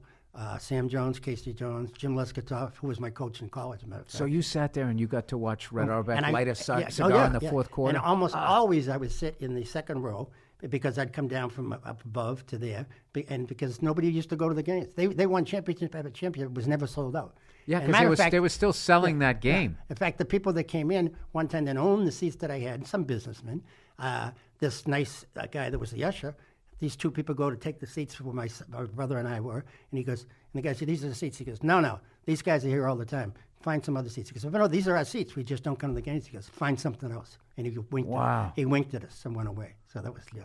You weren't at Cousy's last game where that guy yelled out, "We love you, I still have the program of him, drew him on the cover of that. I still have the program. 50 cents. Oh my program cost God. 50 cents. Yeah, I still have that. Yeah. And when he yelled it out, "We love you, Coos," it was, for initially it sounded like, "Who's that asshole yelling?" Then people realized that was pretty cool. And then there was applause. Yeah. That guy's like, he passed away, but he was like a Boston No, I legend. wasn't that. I read this book on Bob Cousy and Bill Russell that had, and I got to learn all Tommy Heinsohn, all these guys, and that whole run, and then how they would go out and play these exhibition games to sell. Sure, and they went all the way through New England. They did be at high school gyms and YMCA's playing. Yeah. That's how they drummed up. They'd go down south. And Heinsohn used to, at halftime, an average halftime, he would have 3 cigarettes and 2 beers at halftime. And then go back out and score 16 more points. Play full court. Yeah. All right, last one, Bruins. Do you ever go to Bruins? Well, I used to way back, yeah. And during the time when Orr and that crew was playing, if you were not a Bruins fan in Boston, you weren't from Boston. It was impossible. And then we became friends with Cam Neely and stuff later. Did you go see Bobby Orr when he had the crew cut, when he was like super young Bobby? Yeah, like he's on the cover of Sports Illustrated. Looking like he's 9 years old. Yeah, like you did when you first got on stage. Oh yeah, no, I look 97 years old. That's so awesome. All right, Don, I love you, brother. Congratulations on the name of the digital download is Live with the Manhattan, available now on Sirius and Pandora, and then Friday everywhere, iTunes, Spotify, everything. Thank you so much for coming on here. This has been a thrill, baby. It's ridiculous that I finally got to shoot the shit with, because I always show up 10 minutes before we're both going to go on. How you doing? I go fuck yourself. And then that would be it. Psyched I finally got to talk to you for like 45 to an hour, man. I couldn't be happier, but thanks so much for helping me out here. All right, no worries. Don Gavin, everybody. Get the album Live with the Manhattan. LegalZoom. Oh, LegalZoom. You know, it's easy to make the same old New Year's resolutions that won't stick. So, why don't you change it up this year? Use LegalZoom to do something impactful in your life. Make 2020 the year you officially start your business, or you can finally get your will and living trust sorted out. Over the past 19 years, LegalZoom has helped more than 4 million people. They provide the resources you need to confidently resolve your personal and business legal needs. You can get started quickly online, and if you have any questions or need advice, they have the right people to help you out. LegalZoom isn't a law firm, so you can count on their network of independent attorneys for advice at the right price. Since they don't charge by the hour. Make 2020 a year you'll remember for the right reasons, and use LegalZoom to help you out. Go to LegalZoom.com today and enter the promo code Burr, B-U-R-R, in the box at checkout for special savings. That's LegalZoom.com, promo code Burr, LegalZoom, where life meets legal. All right, Policy Genius, everybody. You know, it's January 2020. The year 2020 shows up a lot in science fiction. A lot of people predicted that by now we'd be teleporting to work or living on Mars. And a lot of those predictions were wrong. The truth is, we'll always get the future wrong, which is why we need to get life insurance right. That's where Policy Genius can help. Policy Genius makes finding the right life insurance a breeze. In minutes, you can compare quotes from the top insurers to find your best price. You could save $1,500 or more a year by using Policy Genius to compare life insurance policy. Once you apply, the Policy Genius team will handle all the paperwork and the red tape, which we all know what that means because of my podcast. And Policy Genius doesn't just make life insurance easy. They can also help you find the right home insurance and auto insurance or disability insurance. So, if your science fiction dreams for 2020 still haven't become science fact, don't get discouraged. Get life insurance. It takes just a few minutes to find your best price and apply at PolicyGenius.com. Policy Genius will always get the future wrong, but get life insurance right. Hey, what's going on? It's Bill Burr, and it's the Monday Morning Podcast for Monday, January 23rd, 2012. How the fuck are you? How's it going? Let's get right down to it this week. All right? You know what? I don't need to get right down to it. What the fuck am I talking about? What are you doing? You know, I can take my time with this shit. What do you got to do? You got to get back to work? Huh? Shuffling your fucking papers in your cubicle? Is that what you got to do? Readjust your paper clips? They still got paper clips out that way with all the fucking Steve Jobs shit that he created. You know something? I watched all kinds of football this past weekend, obviously. And you know what's the most fucking annoying thing? Why is everybody shitting on Steven Tyler? Going, how bad was his national anthem rendition? All right? The guy's fucking 63 years old. He's singing outside. You know? With no band behind him, right? Can we cut him some slack? Fuck no. This is the internet. Let's take this guy down who's had more hit singles than all of us, who's gotten more pussy than all of us, who women still want to bang. Jennifer Aniston, like 4 or 5 years ago when she was still married to fucking baby Blue Eyes there, you know, with his highlighted tips. You know that guy? Played Billy Bean. Brad Pitt, right? They had their list of 5 people that they could bang. One of hers was still Steven Tyler. I think one of Brad's was Angelina Jolie. Oh, I enjoyed that one. Did you? I don't give a fuck. So anyways, he sings the national anthem. I thought he did a great job. I didn't have a fucking problem with it. So anyways, this is what people say. On Celebrity Circuit, they go, Steven Tyler, how bad was his national anthem rendition? Not, do you think it was good? How did you like it? They're just immediately steering it towards the negativity, which really is the fucking, you know, bleeding baby seal of the internet. Everybody's going to pile on. They're all going to pile on and trash Steven Tyler. Why? Because he stunk or because you hate your fucking life? How would his fellow American Idol judges rate Steven Tyler's rendition of the national anthem at the AFC Championship game on Sunday? Let's just say it probably wouldn't get him to Hollywood. He lives in a house in the Hollywood Hills. He's already there. He's a fucking legend. He's in the Rock and Roll Hall of Fame. You know, just when I think I'm the biggest cunt on the internet, people like this just blow right by me and just show me a whole new level. a New England Patriots fan, the 63-year-old American Aerosmith frontman, warbled the Star-Spangled Banner before the New England Patriots played the Baltimore Ravens. He missed the high note and butchered some of the lyrics. Heckling began before his performance ended. You know, I got HD TV, fucking surround sound. When was that heckling? I don't fucking get it. You mean when they cheered when he said land of the free? How bad was it? So let's listen to what all these people have to say who can't even fucking sing. This would be like me making fun of a first ballot Hall of Fame quarterback saying he's overrated. All right, I'll shut the fuck up now. Dude, was it me? I didn't think it was that bad. Oh, my God. What was Steven Tyler wearing? Jesus Christ, hang it up. You know what he's a victim of? He's still so fucking badass. People think that they forget that he's fucking 63 years old. You know what I mean?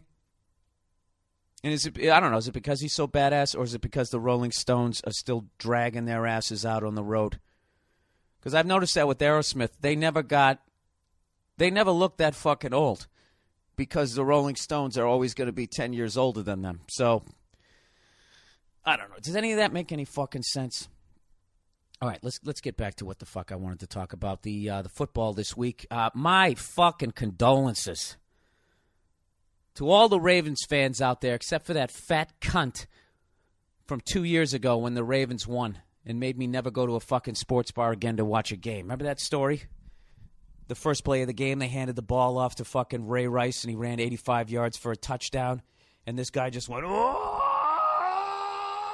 Super Bowl!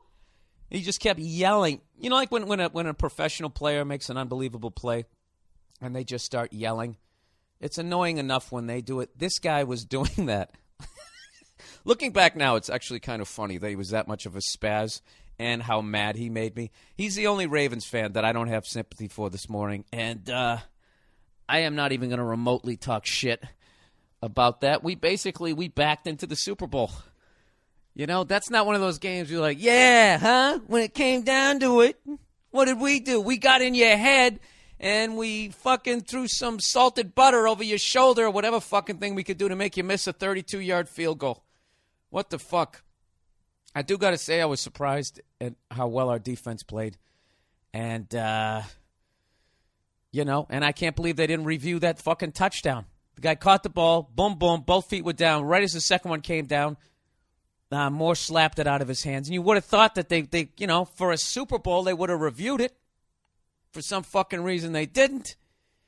And fucking 32-yard field goal, and the guy hooked it. That poor bastard. That fucking poor bastard. You know, kickers always get made fun of, for being pussies and that type of thing. Do you know the balls it took for that guy to walk into that locker room after that? With fucking Ray Lewis. Goddamn roided out dragon, breathing fire. Sitting across from you. I think if he killed him, I don't think anybody in Baltimore would have fucking convicted him. So I don't know what to tell you. I can't talk any shit. I'm excited that my team is back in the Super Bowl, but I'm also worried because I think the Giants are fucking world beaters. There, I said it. All right? I know I'm going to get shit from Patriots fans, but be honest with you. The level of play in that Giants-49ers game, the level of hits, that was a monster of a fucking game. It really was, and that was one of those games where it was a shame that anybody had to fucking lose it. So I don't know. I always have faith with Belichick and his ability to come up with a game plan, but I don't know if he's got enough guys to execute it because I don't see a weakness in the Giants. Corners are a little weak. Other than that, Tom Coughlin to Bill Belichick, I'm saying that's a push at this point. Belichick's been around too long. He's like an old fucking stripper. Everybody knows his moves. All right? He's still up there grinding on the pole to some Journey song. So I think that's a push. Running backs, you got to give it to the Giants. Wide receivers, that's a push. Defensive front four, no contest. That's the Giants. Linebackers, I think our linebackers been playing great, but I would say that slight edge to the Giants. In corners, that's a flip. And this is going to surprise you. I would say at quarterback, it's a push. I know. Oh, fucking Tom Brady. I don't give a fuck. Eli Manning plays his best when the game's on the line. The guy's won fucking 5 road playoff games since 2007. You know? So I'm not talking any shit, and it's not going to surprise me if we lose, nor will it surprise me if we win. I think it's going to be another nail-biter. I hope. Although I do have a bad feeling that in the second half it could get ugly if they have any sort of long, sustained drive. Because I'm not good with the names. Whoever their fucking fullback is, who basically is like, he's like a defensive lineman, but he's a running back. That motherfucker, that guy can really wear down a defense. And I already had a nightmare of Brady sitting on the sidelines wondering when he was going to get the ball back. So whatever. Look at that, the Patriots. Their 7th trip to a fucking Super Bowl.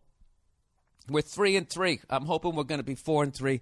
But like I said, 49ers, unbelievable fucking game they played. And Raven fans, I can't talk any shit because I thought you got fucked on that not them. You deserved a replay on that play, and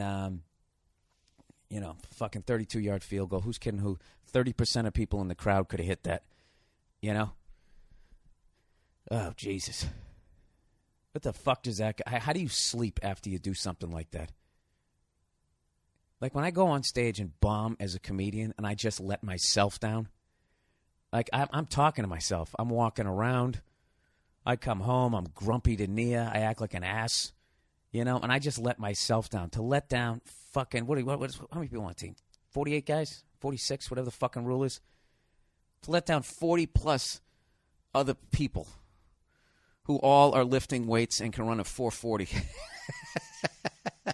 And you're walking in there built like you're on the fucking math team. Just the level of balls, and you're wearing those goddamn stretchy pants. That's the one thing I got to give the Ravens shit for. When did you start wearing those ballet pants in games? I don't get it. Why are you guys out there wearing those pantyhose?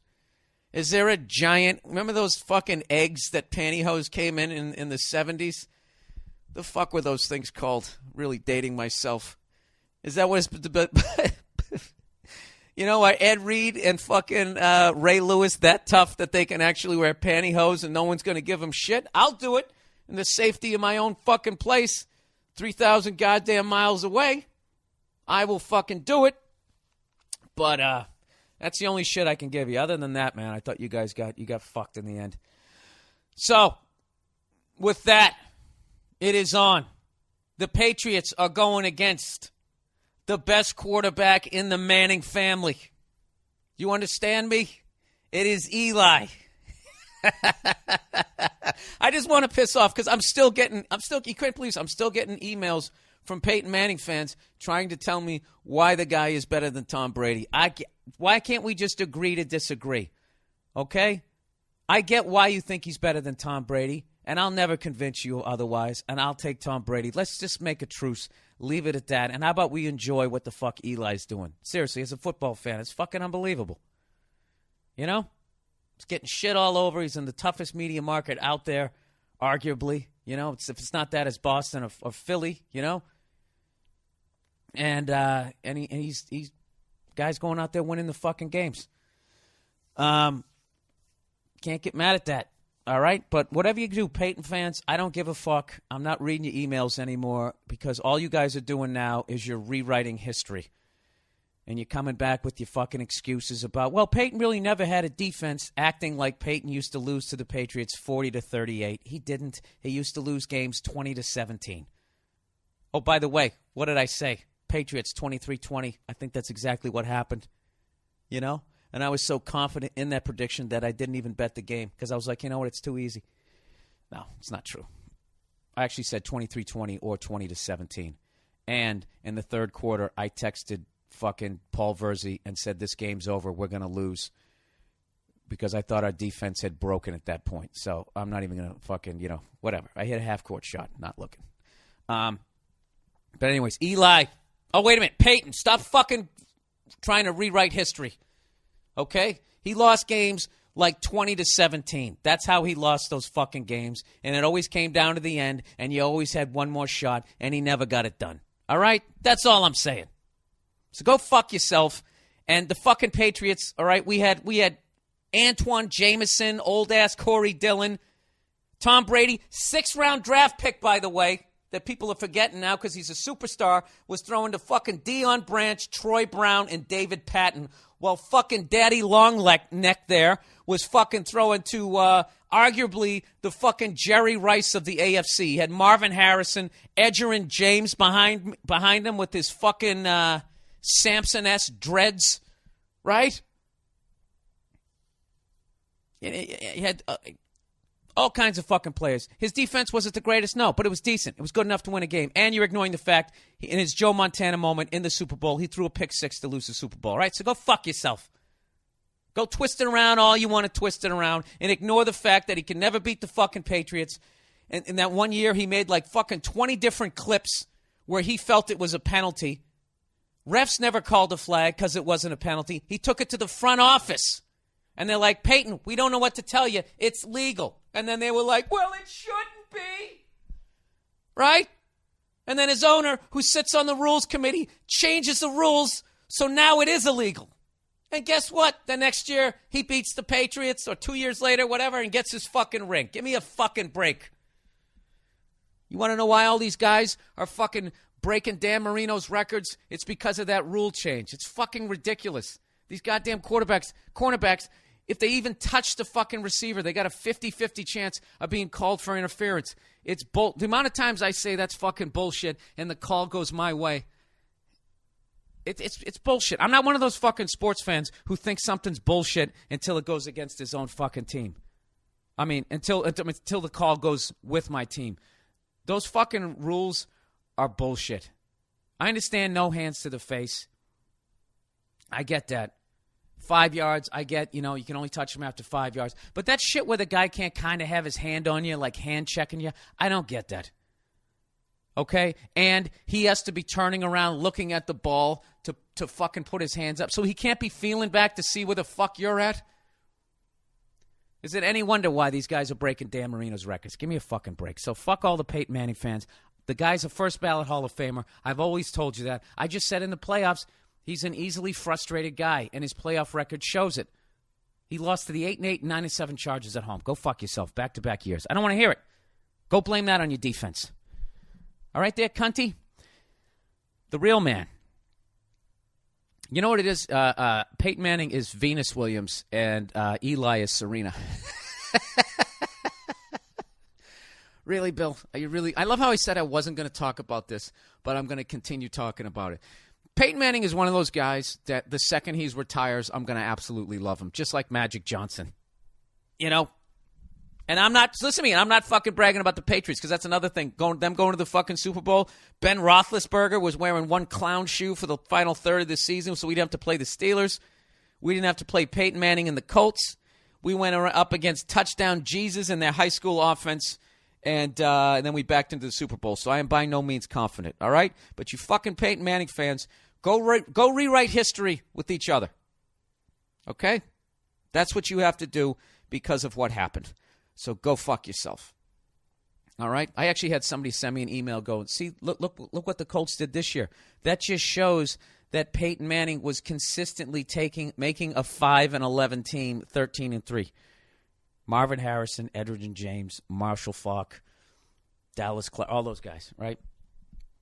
The coaching the guy fucking had. Give me a break. That was a 5-11 team. So this team here is the team he's had since 1998. Are you that fucking stupid?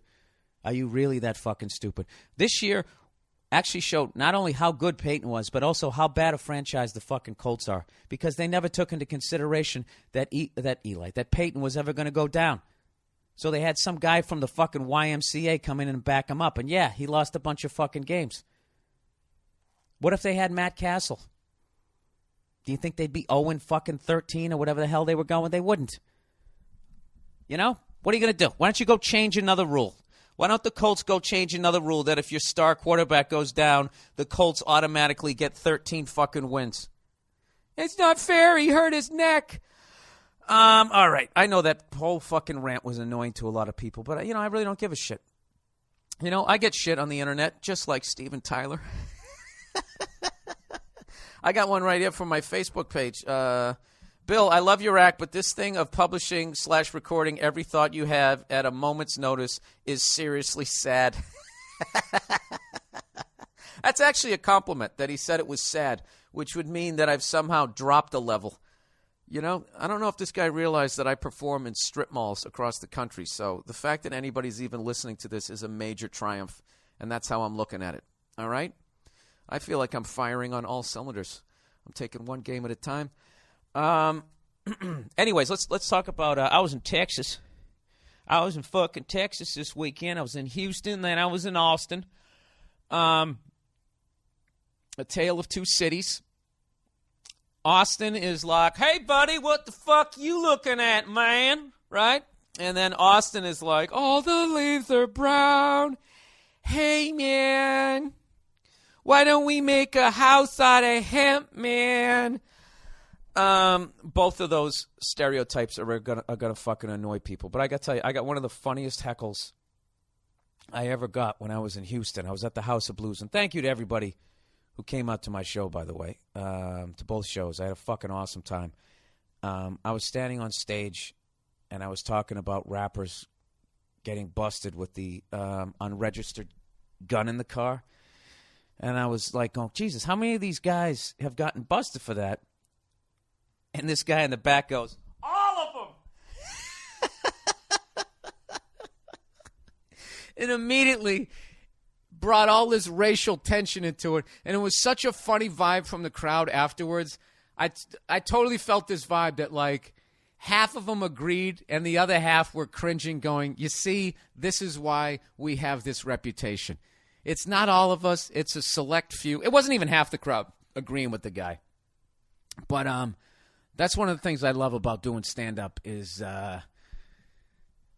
those kinds of fucking moments. Like, it reminded me, like, a long time ago, just one of those moments where you just realize that most people are decent human beings, because the amount of people who fucking cringed, and then when I was making fun of them afterwards, were like almost like overly laughing just to show that, listen, we're not all like that. Like, I remember a long time ago, I did this room in East Harlem in New York. I don't even know what the fuck it was. It looked like a lecture hall, the way it was set up, where the stage was, you know, at floor level, and then the seats all went up, you know? And I'm the only fucking white guy in there. And there was some woman there, some lady, and she was a drunk and sort of like a neighborhood legend, so she just kind of got away with doing whatever she wanted to do. And she was being rude and yelling out and kind of making the show all about herself. You know, one of those deals, she thought she was helping the show. So I start giving her shit. I start shitting on her, telling her to shut the fuck up and all that, blah, blah, blah, blah, blah, and the crowd's laughing. I don't know. She got upset or something. She stood up. And I was like, is she going to come onto the stage? And she didn't. She started walking up the aisles all the way up to the top. And in my head, I'm going, thank God she left. Now I can actually try and do my fucking act here.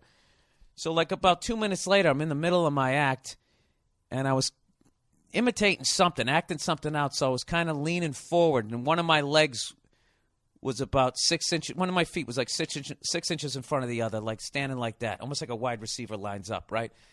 And all of a sudden, I didn't realize that fucking lady, she took off her shoe and fucking like Kareem did a hook shot and threw it down at me, and it came in and hit the inside of my leg, almost hit me in the balls. And I don't know if you've ever been on stage and someone's thrown something at you, you instantly become absolutely fucking livid, all right? So she threw it at me, it hit me, and immediately there was sort of this ugly silence in the crowd. Because, I don't know, because I was the only white guy there. She fucking threw it. It just got really weird. And then also it was, you know, somebody just threw something at somebody on stage. It's like, oh, is this going to get fucking nuts right now? So I looked down at the shoe. Fortunately, it was one of the most fucked up looking shoes I ever saw in my life. It was just like, there was like glitter on it and duct tape. The fucking thing was a mess. So I go, I was like, you know what? I was going to get mad. But upon looking at this shoe, I now realize this isn't about me. This is about her childhood, and everybody immediately started laughing, yada, yada, yada. And I just remember at the end of the show, the amount of people that came up to me basically saying that they didn't approve of what she did, all nervous that I was going to then go down to the Lower East Side in Manhattan and be like, those people up in the fucking East Harlem are crazy. Everybody was concerned that I was going to do that. So it kind of took me to that fucking moment. And I don't know if you heard that shaking in the middle of it. My dog came in with the lovely Nia, who hasn't been on the podcast forever. You want to come on the podcast? All right. Well, let me hit pause and I'll get you a mic. Hang on a second. All right. So anyways, that was, I don't know. Can you tell I hit pause and I don't even know where the fuck I am? The lovely Nia, everybody. Hi, how are you? Back at the, Hey, how's it going? It's nice to be here on a rainy Monday. I gotta tell you, that weather is wacky out there. What's up with you there, showbiz? Put your slickers on and your rain boots. Have you ever been to Houston? Yes, I have been to Houston, actually. Did you notice that there's no zoning laws out there? I did not notice. That is one of the ugliest cities I've ever been to, other than the downtown area. It is just an absolute clusterfuck. Is it? And I understand now why people need to be in power and why people have to be controlled. Because if everybody just does whatever the fuck they want to do, just go to Houston. They have there'll be like a strip mall next to an old lady's house next to a skyscraper. They just have these skyscrapers in the middle of nowhere. It just, like all these little hey, Tony's Pizza, just like in New York. Every pizza is New York pizza. I don't know why, but everybody claims to have it. And then right next to it will be this towering building made all out of glass. Uh-huh. And then next to it will be just like an open lot. Yeah. It's one of the ugliest things ever. Were you listening to me, or were you just No, get ready for your next thought? No, but I was thinking about what you were saying about New York pizza, and Speak into the mic, please. No, I was going to say Boston doesn't do that. We have New York-style pizza thing, but there is a place called New York Pizza. It's over by Emerson, my and your alma mater. I was going to say that Boston doesn't do that. We have New York-style pizza thing, because Boston pizza is amazing. The bar pizza is amazing. What do you mean the bar pizza? Dude, I got to tell you, New York pizza is really overrated just because the amount of people who fucking ride on the coattails of New York pizza. Sure. Everybody, because I know the amount of people go to New York, go, dude, I went to eat the pizza. It sucked. It's like, yeah, most of it does suck because they have a reputation. Most of the bagels suck. A lot of the shit there sucks because they have to know where to go in New York. It's like Chicago-style pizza. I went there and I was like, this stuff sucks. It's like eating a big, giant piece of lasagna. I don't like it. And then people go, well, where did you go? And I'm like, I went to Ed's touristy place right next to the airport that said authentic deep dish Chicago pizza. Yeah, you got to talk to the people at the hotel or something. Well, you know what's funny about the people listening to my podcast? I told these cunts that I'm trying not to drink on the road. It's a term of endearment. It's a term of endearment. It's not, though. But it is. You didn't see the twinkle in my eye when I said it? No, you actually look a little glazed over today. Hey there, cunty peoples walking down the street. No, I would think that they would. Do you need some sort of like blanket or I don't what? Not blanket, but a pillow or something? Like we got to get you set up better because you just. What, I lay on the floor and I do this? You look like a chiropractic nightmare right now. Why? Because you need like a proper chair and a whole this lying on the floor. I can't do it like I can't fucking do my podcast sitting down. Why? I don't know. It feels too fucking professional. I have to lay on the floor and be like, let me talk about Peyton Manning, who's a fucking Hall of Famer and could beat the shit out of me if he flexed his neck. Let me talk shit about him. You used to do it in the bed in your underwear, and now you do it in a new place in a basement in your sweatpants. Yeah, slightly changed, slowly upgrading. What were we talking about? Pizza? I don't know.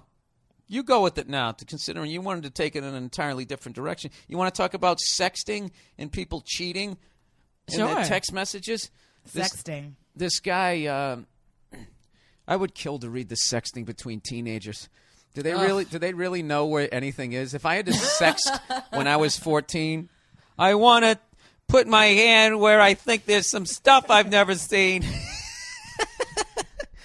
No, you know what? Actually, with all this free porn, they probably... No, they know exactly what they're saying. Yeah, it's probably like 8th graders. And they didn't even know where my G-spot was. Oh, God. That's what it is now. It's crazy. People, it's fucking crazy. That would be so sad to think of an 8th grade girl. All right. I tried to say it quickly. Don't sit there and dwell on the actual details. That's what takes the funny out of it, when you actually really bring the reality of it. What is it that you do on stage every night? Just talk about fantasies? You're talking about some real shit, baby. No.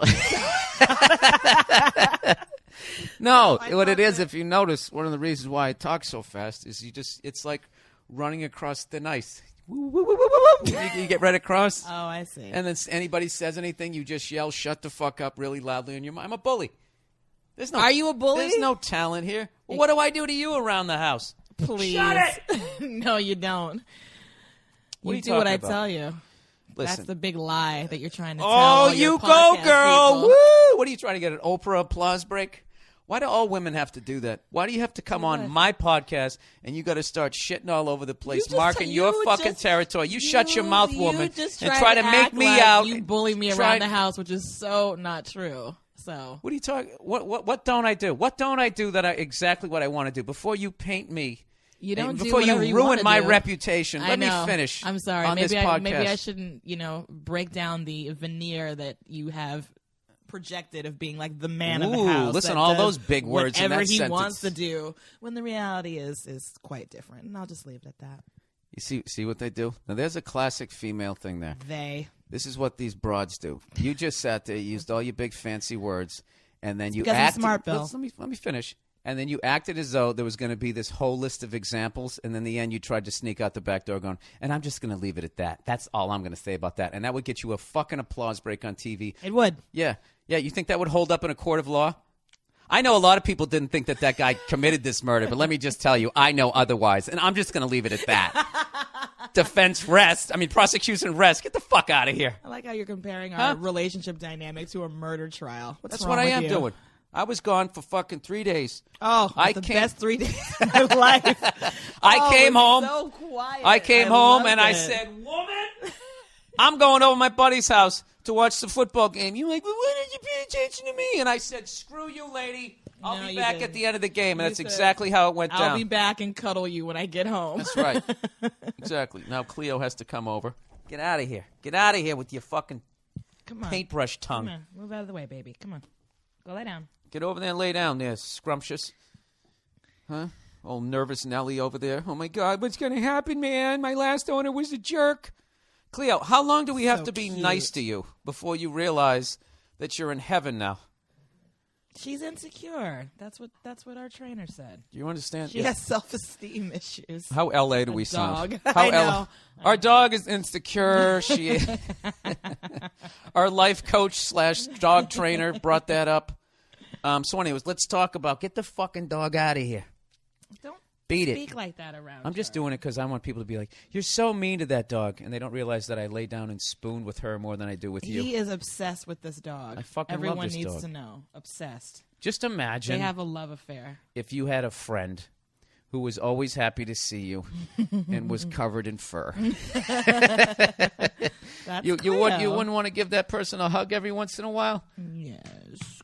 Good girl. My problem is I go to the dog's energy. When that dog gets amped up, I take it to the next level. And next thing you know, I'm already predicting I'm going to lose a front tooth to her fucking head. That would be hilarious. I'm sure you'd like that. Sexting. Sexting, all right. This isn't really – well, this is about this guy. He remember I told you that story about that dude. He worked for some corporation, Sea Cubicles, all right? And I'm sure he's on some sort of team. Right. And everybody has to do some sort of song before they go in there, like those poor kids who work Morale at the, building exercises. yeah, like those people who work at the Cold Stone Creamery. You ever see them with making like the goddamn ice cream going hi ho, hi ho. Yeah. It's off to work. I just that like a part of me dies when I see that. When I just see people like it's like basically watching someone work in like an ice cream death camp when I'm in there. None of them are happy. None of them dreamed of doing that. Ice cream death camp. Maybe if you're like a fatty, you know, when you got a job at an ice cream store, kind of like a pedophile getting a job at like a Cub Scout camp. Wow. You know? Isn't that where they always end up? I love working with kids. Oh, God. You know? I said that last week. Follow your dreams unless you're a pedophile. Yeah. Right? Yeah. So then using that, I shouldn't say that I have a problem with fatties working in the ice cream store. Let's get to this shit. So anyways, So they're going to get everybody in shape. So they hire some sort of personal trainer, and he's training everybody. All right? And what he does is he gets everybody's emails. Right. Great move on this guy's part. Fucking great move. Now he doesn't have to deal with them face to face. And if there's any fucking hotties he wants to bang, he can take it to the next level. Sure. Perfect. Yeah. That's how you do it. Okay. Shooting fish in a fucking barrel. Or Okay. fishing barrels in a shooting gallery.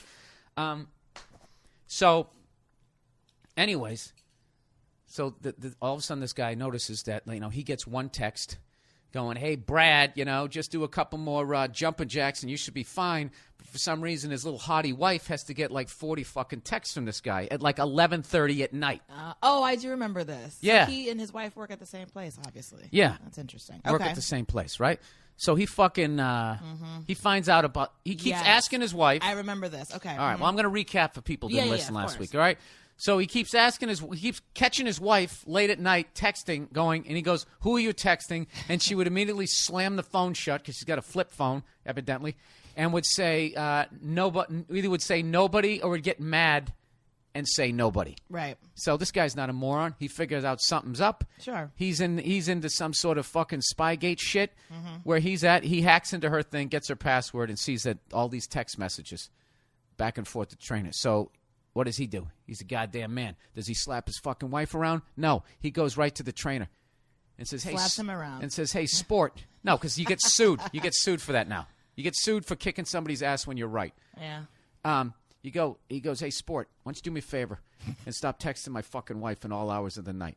So then Sporto there immediately starts acting like a bitch around him, starts acting overly nice, like, what all guilty people do. Right, If he was yeah. innocent, he would have got mad. Sure. Be like, "Dude, what the fuck are you talking about?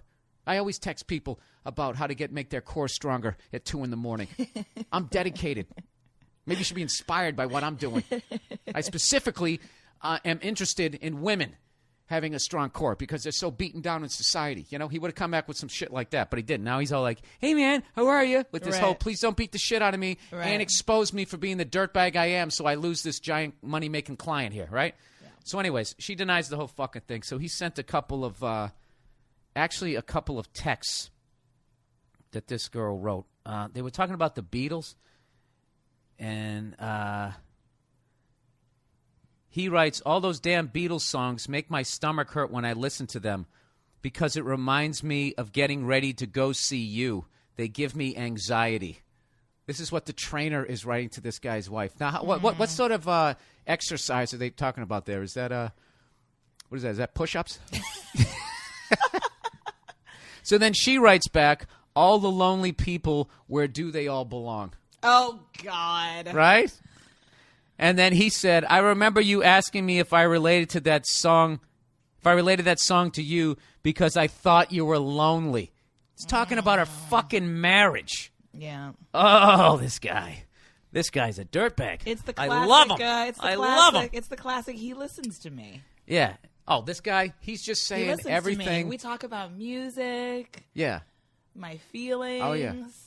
My husband doesn't do that. Right. And what it He is ignores his me. dick is downloading all the knowledge in this guy's brain that he has about human beings, and he's just giving her, and the dick is just is basically sitting in the Captain Kirk chair. He's just fucking anything she wants to hear. So anyways, Sure. Then he write another one. He said, "I know, fuck my life. I wear my fuck my life to sleep, and I have a confession to make. I also wear your panties." She goes, "LOL, shut up." He writes, "It's true." So, I don't know what kind of fucking shit this guy's into, but the real question is not whether or not that's socially acceptable. The real question is, how did he get this married woman's panties? He at least finger blasted her. Would you go with me on that? Maybe he's just saying that to be just like controversial. Or That's what I something. thought. Like But to she be- goes, "LOL, shut up." He goes, "It's true." Yeah, but he just still may be joking. Were you talking to the around. mic? Oh, he may just still be joking around. But if he It's is wearing, true. but if he is, she gave it to him. How else would he have him? And they're I know. talking about All the right, all right. Beatles and Whatever, shit. She whatever. gave it to him. If it's Okay. true. Okay, so that's basically what I'm saying. So they Okay. he's got her fucking panties. They're both adults. I'm guessing by this she's like in her 30s. What is he doing? Fingering her and taking her out for a malt? He's banging her. He fucking banged her.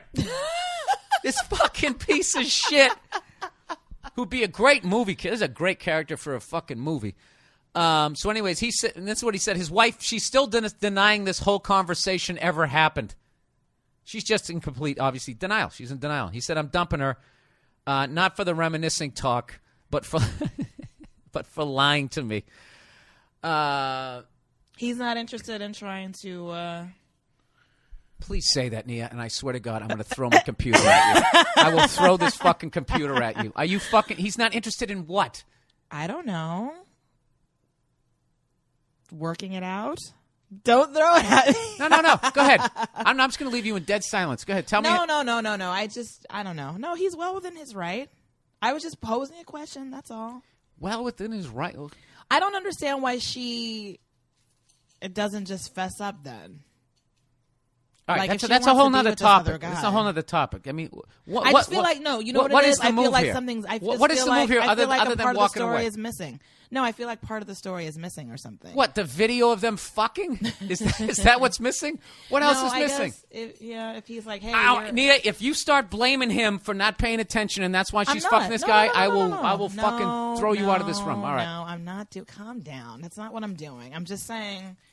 So he says to her, are you cheating on her? Are you fucking this guy? And she's like, no, shut up. What are you talking about? Like, and she just flat out deny. I don't understand how she can flat out deny something as hardcore. Because she's a piece of shit. That's why I'm saying. Because she's a lying piece of shit. On? Nia. Yeah, but if you have something and you're like looking at it, like this is what you wrote, how are you denying it? Because that's what denial is. You're totally in denial. I don't have a drinking problem. Is you fucking drinking NyQuil? I think it tastes good. I don't have a problem. Right. Yeah. I like sleeping. You know?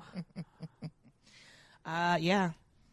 You know what it is? I'm just making sure you keep speaking to the mic. This is what you keep doing. I want people to hear what you have to say. Oh, okay. All right. But this is good shit. And I'm ruining it? No, you're saying it off mic. Good fucking Lord. You know what kills me? Is you was still, like, it's just, I don't know. I'm gonna piss you off right now. You ladies will defend because you guys defend each other like right there. If a guy did that, I'm not defending her. Well, can I get out what I'm gonna say? If a guy did that shit, you'd be like, dump his ass, girl. He's a fucking loser. You can do better than that. Call me. We'll eat a little moon pie. I'll build you up. That's what the fuck you would have done. But because I just feel like some part of the story is missing. Like, what is missing? I guess nothing. Thank you, Nia. Thank you for being on the podcast. Yeah. Is that what you wanted? Yeah, you just wanted me to come on and agree with you? A good fucking 20 minutes. Yeah. Not agree with me. Agree with the decision this guy made. This isn't about me, Nia. Please. Okay? I'm just a messenger here. Sure. You know? I'm just trying to do what's right out here. Because it's very clear what's happening, and you got someone who's just like, I don't know what you're talking about. All right, here's the deal. Man or woman, if the person you're with is texting past, I would even, for regular people who aren't in show business. The booty hour starts after 11, I would say. After 11? Yeah. Okay, but that's with somebody you're already fucking. Okay? I know you don't understand it because you don't have to talk yourself into it. Guys, we have to spin the plates from the second we meet her all the way through. So you got to be setting it up. Okay, I've always 7:30 is too creepy and stalkerish. And I would say you start going past 9:30, she's gonna feel like she's some sort of tramp. If you haven't fucked her yet, right? So there's that window. About 8:15 to about 9:07. You have to do the setup text, okay? And the setup text is not talking about pussy. It's I'm watching blah blah blah on TV. So and so is so ridiculous. Some sort of fucking just to get it going. You know what I mean? Right. Something that seems very benign. Yeah, like a boxer. You feel him out in the first round. Or the Beatles. Yeah, you don't load it up, right? You're feeling it out.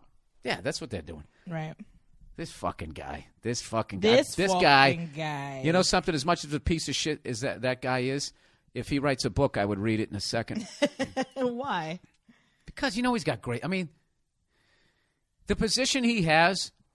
That's like when I used to take that yoga class when I was out here. And there was that guy out in Santa Monica, and he was a phenomenal fucking teacher. Right. And this place was jam-packed, and it was by donation only. So then for tax purposes, I think he falls under a church. I know it helped him with taxes, and it's all in cash. So it's all good. All right? And then the hottest fucking women, some of the hottest women ever move out to L.A. to become actresses, okay? Yeah. He's got him in his class, getting them all stretched out before he bangs them. It was one of the greatest. It was fucking airtight. Yeah. And he would go around the class, and somehow me, having never touched my toes since I was in the womb, was somehow always doing every position correctly, yet all these other hotties always needed to be adjusted. Yeah. Right around the psoas. So I don't get mad at a guy who's got a good thing, but you know, stay away from the fucking married ladies. Yes. Absolutely. Anyways, isn't that right, Cleo? Here we go. I bought the wrong dog food. Look how fat she's getting. I know. We usually feed her this diet stuff. She looks like a prize-winning pig right now. She's not that big, actually. She's bloated. She's a few pounds heavier than normal, but She is. still looks good. Yeah, the brothers would be saying what's up to her. Number one, hey, here's advice for the week. All right, hey, Bill, I'm a 21-year-old guy who still lives with his parents. That's not bad. In this economy, that's totally acceptable. Unless you're sitting at home and you're jerking off to porn and maxing out your credit cards, and that's a dumb thing to do. Hey, you know what? No porn for this year. Is that what you decided? I have yet to watch porno this year. Well, it's still early. So. And, Jesus, there's that support. There's that support, everybody. Why do you need me to support you not watching porn? I don't have a problem if you watch porn. You know what? Somebody sent me an article. I got to hit pause again because I'm going to find this. Somebody sent me an article about how watching too much online porn, how it's not healthy for you and can actually add to depression, if I can say that word. I feel like it probably gives you like a higher expectation of what your sex life should be, but you know, because we're not all porn stars. Back to what you feel should be going on in your life in a moment. Let me just. No. I feel like he should be able to pick me up over his head and turn me upside down and do things to me. Is that unreasonable? With my back problems? Hang on a second. You know what? Sorry to say, I can't find that fucking email that dude sent me, and all I found was a bunch of people trashing that online porn is not addictive and saying that it isn't bad for you. But I don't know. It's just, you know. It depends on your personality. Yeah. It's one of those deals. Nia, why don't you put the microphone over your shoulder? You're sitting there playing with you. Sorry. You know what? I'm gonna get a desk down here with two fucking chairs, so the mic will be, you know, right there. And Okay. then, okay. Okay. All right. We'll work on it. Okay. All right. I feel like you have something to contribute, and I just don't Thank feel like you. people are hearing you. See how I Okay. did that, people? I complimented her. I stroked her ego so she can do. Thank you. That's all I was looking for. I just want people to know that I'm here. I have not watched porn. Sometime at the end of December, I watched something, and it was so disgusting that when I was done, I actually bursted out laughing as if I just watched Bridesmaids. It was just, and I was just like, "What is wrong with me?" Like, I actually got to that point in porn where the porn was so fucked up, it was just funny to me. Not that the people were doing it; there was just something pathetic, and I was like, I got to walk away from this. Hey, last year I didn't drink. This year I'm swearing off to porn. Okay. See that? All right. I'm always trying to become a better person, Nia, and what do? Constantly shit all over me. By the way, you got a couple of shout-outs in Houston. Oh, did I? Yep, when I brought out the podcast. Yay. And I said I was with a wonderful lady. What's up, A few Houston? people yelled, Nia. And then one of your friends texted you and said, you got a couple of shout-outs. So then when you brought it up in the car, I was like, you were like, what does that mean? What does that mean I got, like, shout-out? Like, you don't know what a shout-out is. I didn't. Yeah, you did. You wanted to hear what people said. Read What the did rest of they the email. say? Were they chanting my name? That's going to be the end of us, Nia, when people start liking you more than me. And then we're going to break up like Sonny and Cher, but still perform together for a little bit. If we break up, your fans are going to hate me. I just know it already because they're already going to be on your side. They're just going to automatically Way to side take with all you. the fun out of it. They Because have that's what loyal- they do. they They have like loyalty you to first, you. and I'm always going to be second fiddle. I Marsha. I don't blame them. All right, number one. Numero uno. Ahora. Hey, Bill. I'm a 21-year-old guy who still lives with his parents. I have a history of being very introverted. Oh, my God. If you start saying that you torture small animals, I'm going to stop reading this. I've been that way ever since I was in junior high. Well, what were you in elementary school? Were you going all out? No, because I would have related to that. I'm in college now, and I've become more social, at least when I'm on campus and at my job. But I'm having a really hard time building a life for myself outside of those arenas. Did I write this to myself 20 years ago? Totally relate to this guy. I don't really have much of a life. I'm really bored most of the time, and I feel like I'm wasting my youth. All right. I know that I have to go out more and hang out with my friends. It's up to me to take some kind of initiative. Cleo, for fuck's sakes, get out of my face. And if it was up to me, I totally would. I live with my parents, though, and that's why it's kind of tricky. My parents are very into the Lord. Oh, Jesus. I don't really share their beliefs. Good for you. And so when I want to go out, the evening usually includes a variety of activities that my parents would give me a hard time about. Normal stuff, such as drinking, a little weed, man, and secretion of the semen. Oh, God. Ugh. Okay. You have to put So it wait a like minute. that? You're drinking, you're smoking weed, and you're getting laid? What's the problem? The problem is you live with your parents. No, does he want to do that and he doesn't?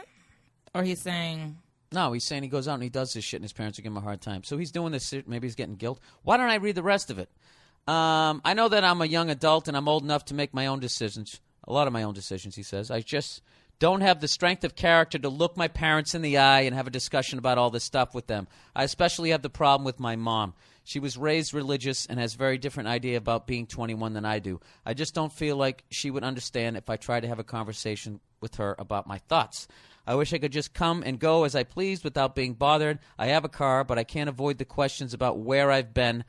I know that my personal life is my business, and I don't share all of it, but they don't seem to understand that. On top of all this, I'm obligated to go to church every week, and I say, would rather fuck my own ass than go to one more church service. All right, dude, you got to move out.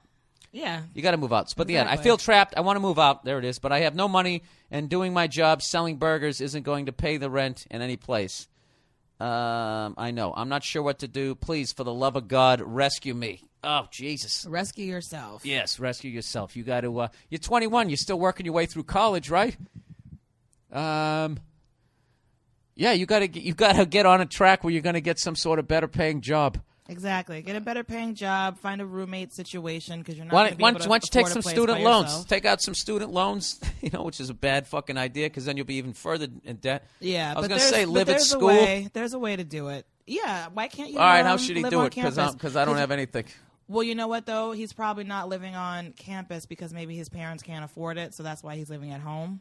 They can't afford that part of the education. Either that, or they don't believe that they should live there because of all the sinners he'd be with. Exposed to, yeah. The devil is in that No, quad. you just got to work his ass off. You need to get another job. You got to find a roommate situation. Save up your and- money, get a car with a bench seat, do all your fucking in there, and then come home and just always have library books that you're walking in with, and just live a lie. Yeah. Until you have the money to move out. You don't have to. Yeah, you don't have to necessarily talk to your parents about anything in particular, unless they're doing something that's really abusive to you or something. You don't have to talk to them about your life. It's your life. Yeah, try sarcasm. What'd you do tonight? Smoked crack and got a hooker. Good night, Mom. Exactly. Then she'll be praying the rest of the night and she'll leave you alone. No, but you got to make some sacrifices so you can save some money, get an apartment with a roommate, and live your own life. He's but flipping burgers, though. How can he do that? This is like a guy who's on the verge of selling drugs. Isn't that what they always say? What am I going to do, sell burgers? I need to make some money. Well, I don't know. You got. You know what? I'm his, not. the I'm not ghetto. 100% His ghetto sure is there. his ghetto is his parents' house. Yeah. Get another job. Ask for a raise. You got to figure it out. But I think you're also becoming a little bit complacent because you don't have to pay bills and your parents buy your food for you and all that other stuff. So I think there might be Get a car little with a bench hesitation seat. on your part to really fully leave. Get a car with a bench seat. That's all I'm saying. What is All a right. bench seat in a car? What is a bench seat? It doesn't Yeah. have like the little console. It's not bucket seats. Oh. It's one of those ones back in the day. Yeah, you could fuck in cars. Yeah, I know Like what you you're could talking you about. could never do that now. Mm-hmm. Yeah, the bench seat like my truck has. Yes, it Huh? does. I'm Have you getting told them. them about your truck? No, I didn't. I bought an old Ford truck, and it's Jesus. yeah, it's got a 360 V8, shifts 3 on the tree, and I'm getting some new headers put on it because you could light my breath on fire when I would drive. This young I man- would drive it like Ace Ventura down the street because everybody kept telling me, "No, your headers look fine." I'm like, dude, I'm telling you. you could light my breath on fire if I drive this thing for 45 fucking minutes, because they would drive around the block and be like, dude, it's fine.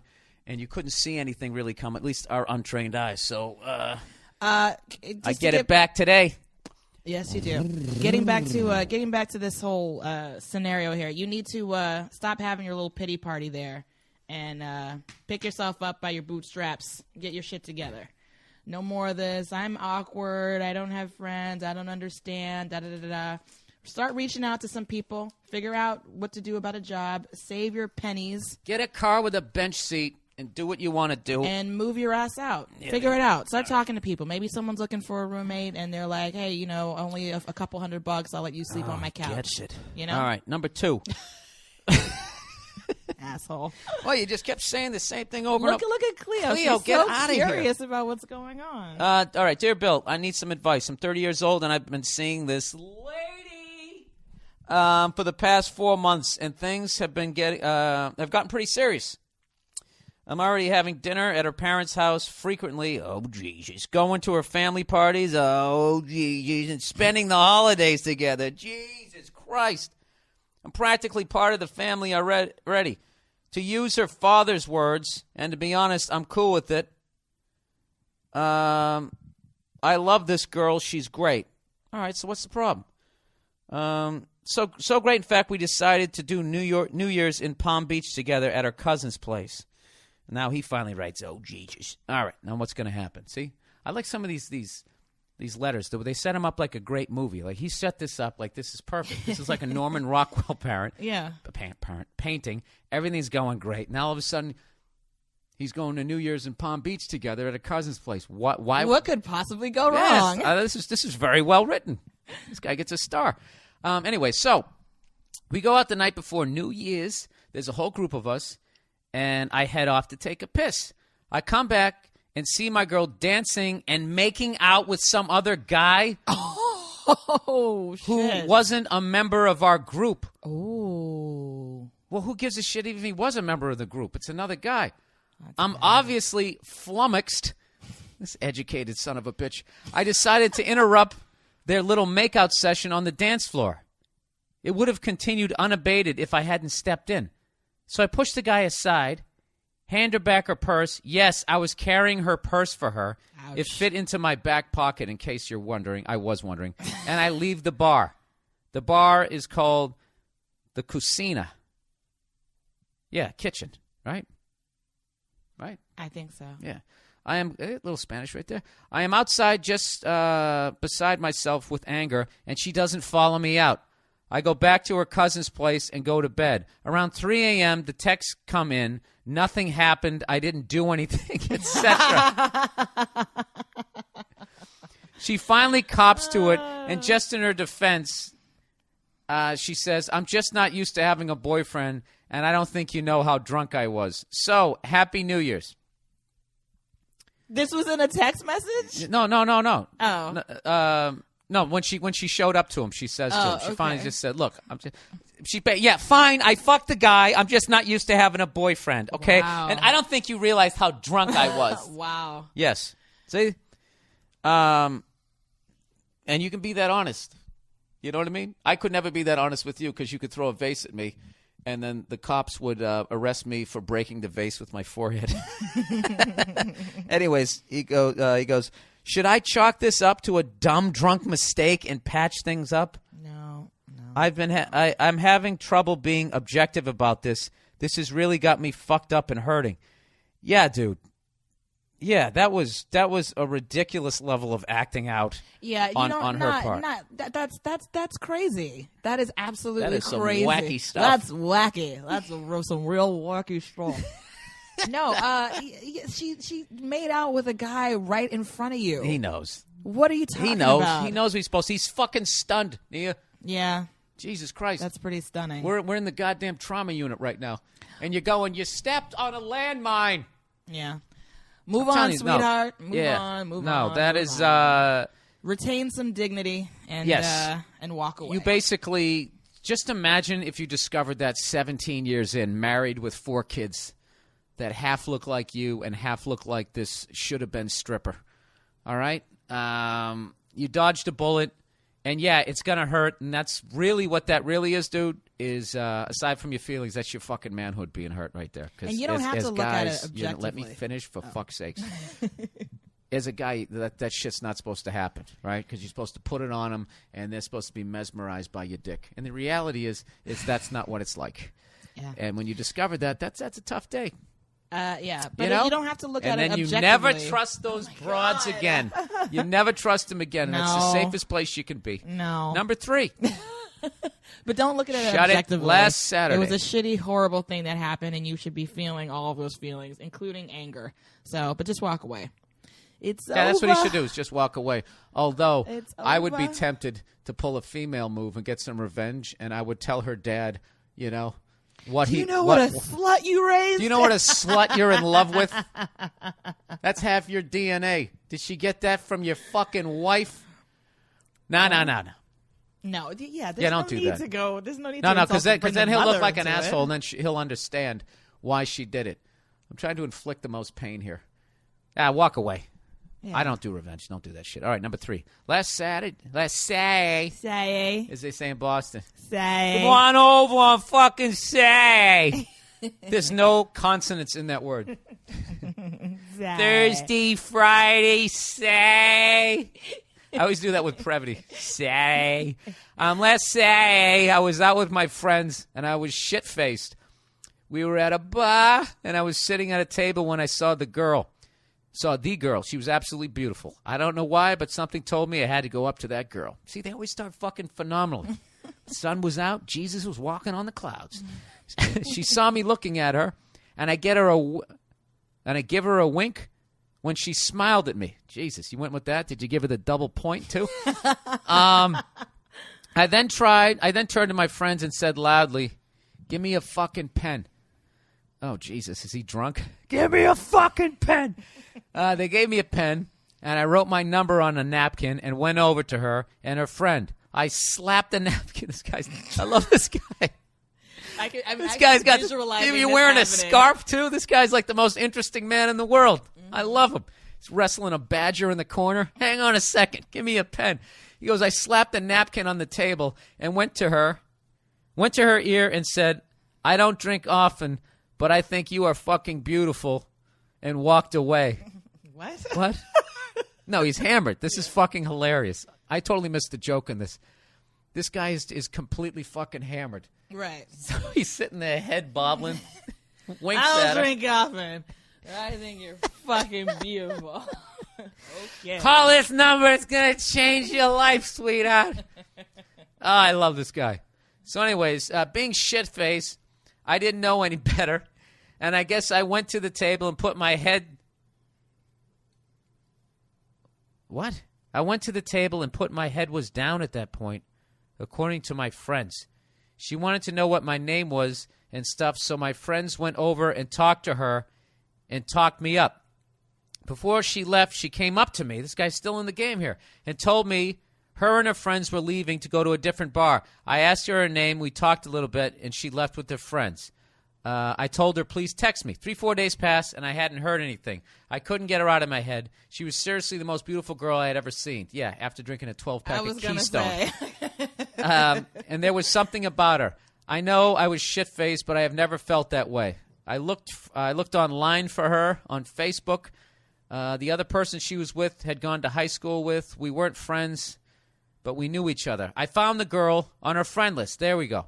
I know that is creepy, but I want to message her and tell her I am sorry for being so drunk, but I really want to talk to her. I feel she wouldn't have come up to me before she left, or my friends, and asked my friends my name if she wasn't somewhat intrigued. I don't think that's creepy. Nowadays, the old school, No. when I grew up, that's not creepy. No, it's I not think creepy. if you just say, listen, I'm sorry I was so drunk the other night. I really meant what I said, and I'm sure this freaks you out. I don't even say freaking it out. Like, I'm not trying to invade your privacy. I just wanted to say I meant those things that I said. Yeah. Respectfully yours.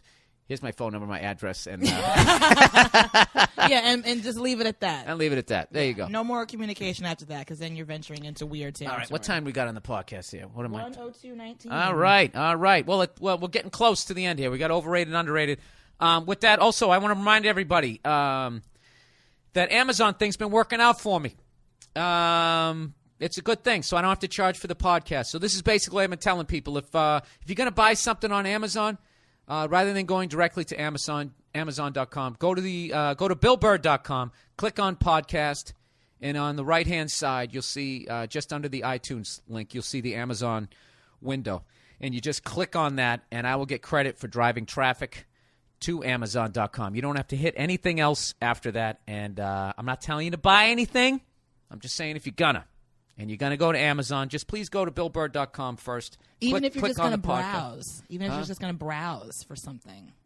I don't know if it works that way. They got to spend some money. Oh, they do? Yeah. It's like I'm driving people to a drug dealer. Even if you're just going to look at the cocaine. Can I just sniff it for a second? And then no. They need to make their money. Sniff it for a Yeah. second.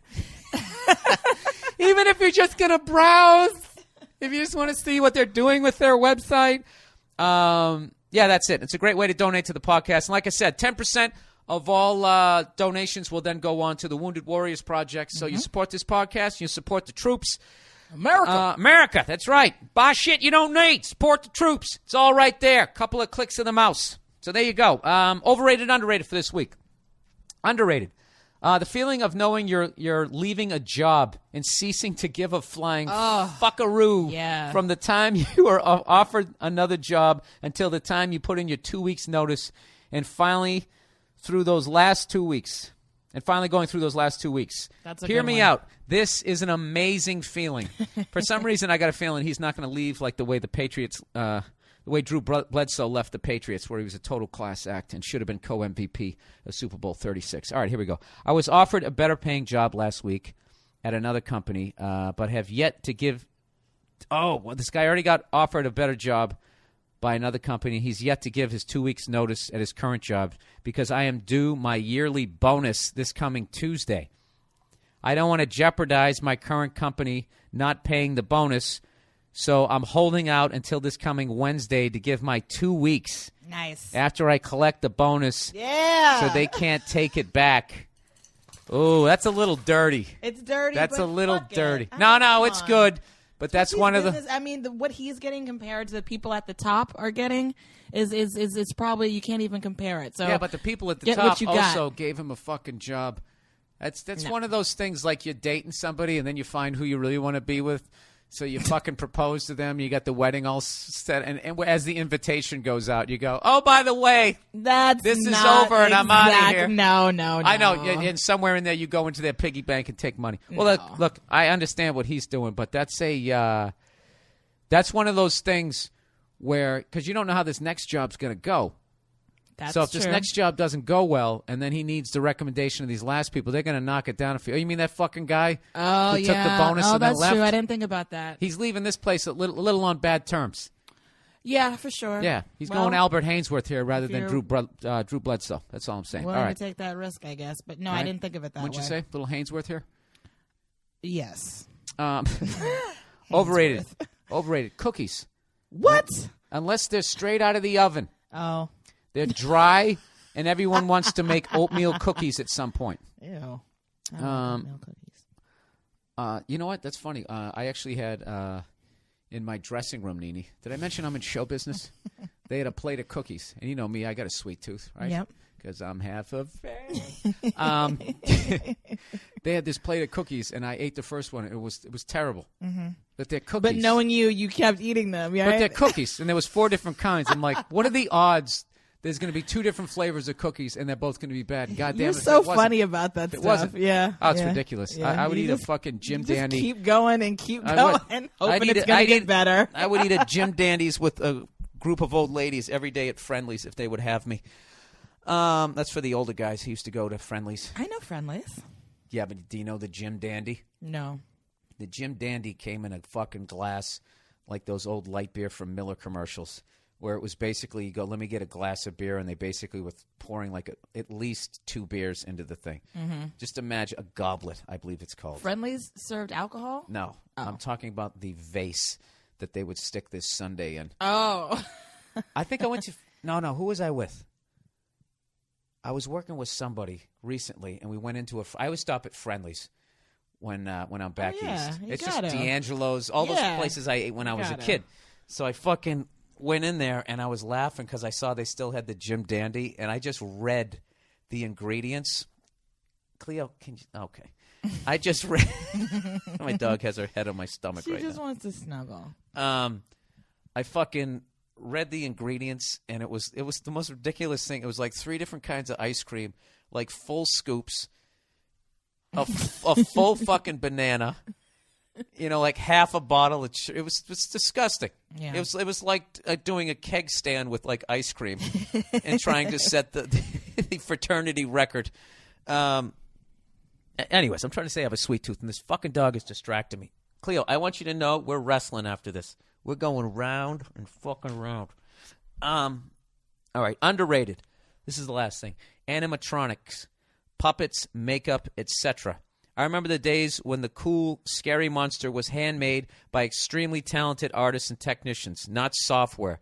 These creations appear much more believable and frightening over the comparatively lazy CGI. Stuff like Alien, The Thing, Hellraiser, Poltergeist, Jaws, and countless other examples are all genuinely freak me out growing up. I mean, what compares to Jaws these days? Shark Night 3D? Fucking get real. Fucking get real, man. All right, that's the podcast. I know what he's saying, but he's right but also old school versus a new school. Yeah. They don't make them like they used to, etc. Yeah, one of my favorite shots is that slow motion one of that crazy lady who's on the ice skates with the fucking hatchet. Did you ever see that? What are you talking about? I've talked about this in my podcast before. There was some horror movie I watched on like Showtime or Cinemax a long time ago. And at like 2 a.m, I'm watching this, and this lady was skating on a pond, and all of a sudden they just start showing the skates of this murderer. And they had this fucked up mask and this long hair. Was skating in slow motion, and then just fucking put his hands up and had like a tomahawk. Oh yeah! Somebody find that horror film and send Yeah. us a clip from YouTube or something. I'll get it. I'll try and get it up. I'll look up on YouTube. Psycho whore bitch ice skates hatchet. Search. All right, that's the podcast for this week. Please go to Amazon.com through my website, BillBurr.com. Click on the podcast. Click on Amazon. Go buy yourself some shit you don't need. Help me out and help out. More importantly, 10% going to the Wounded Warriors Project. That's the podcast for this week. Hey, everybody, how about that NFL Pro Bowl that they now fucked up by sticking in between the championship games and the Super Bowl, so no one who's in the Super Bowl actually plays? We're going to that. Next year, we're going to the Pro Bowl. We are? Wait, you don't like sports. I'm going to Hawaii by myself. That's it, Wait, it's in everybody. Hawaii? Have a great time. Go fuck yourselves. Don't take any shit. I'll talk to you next week.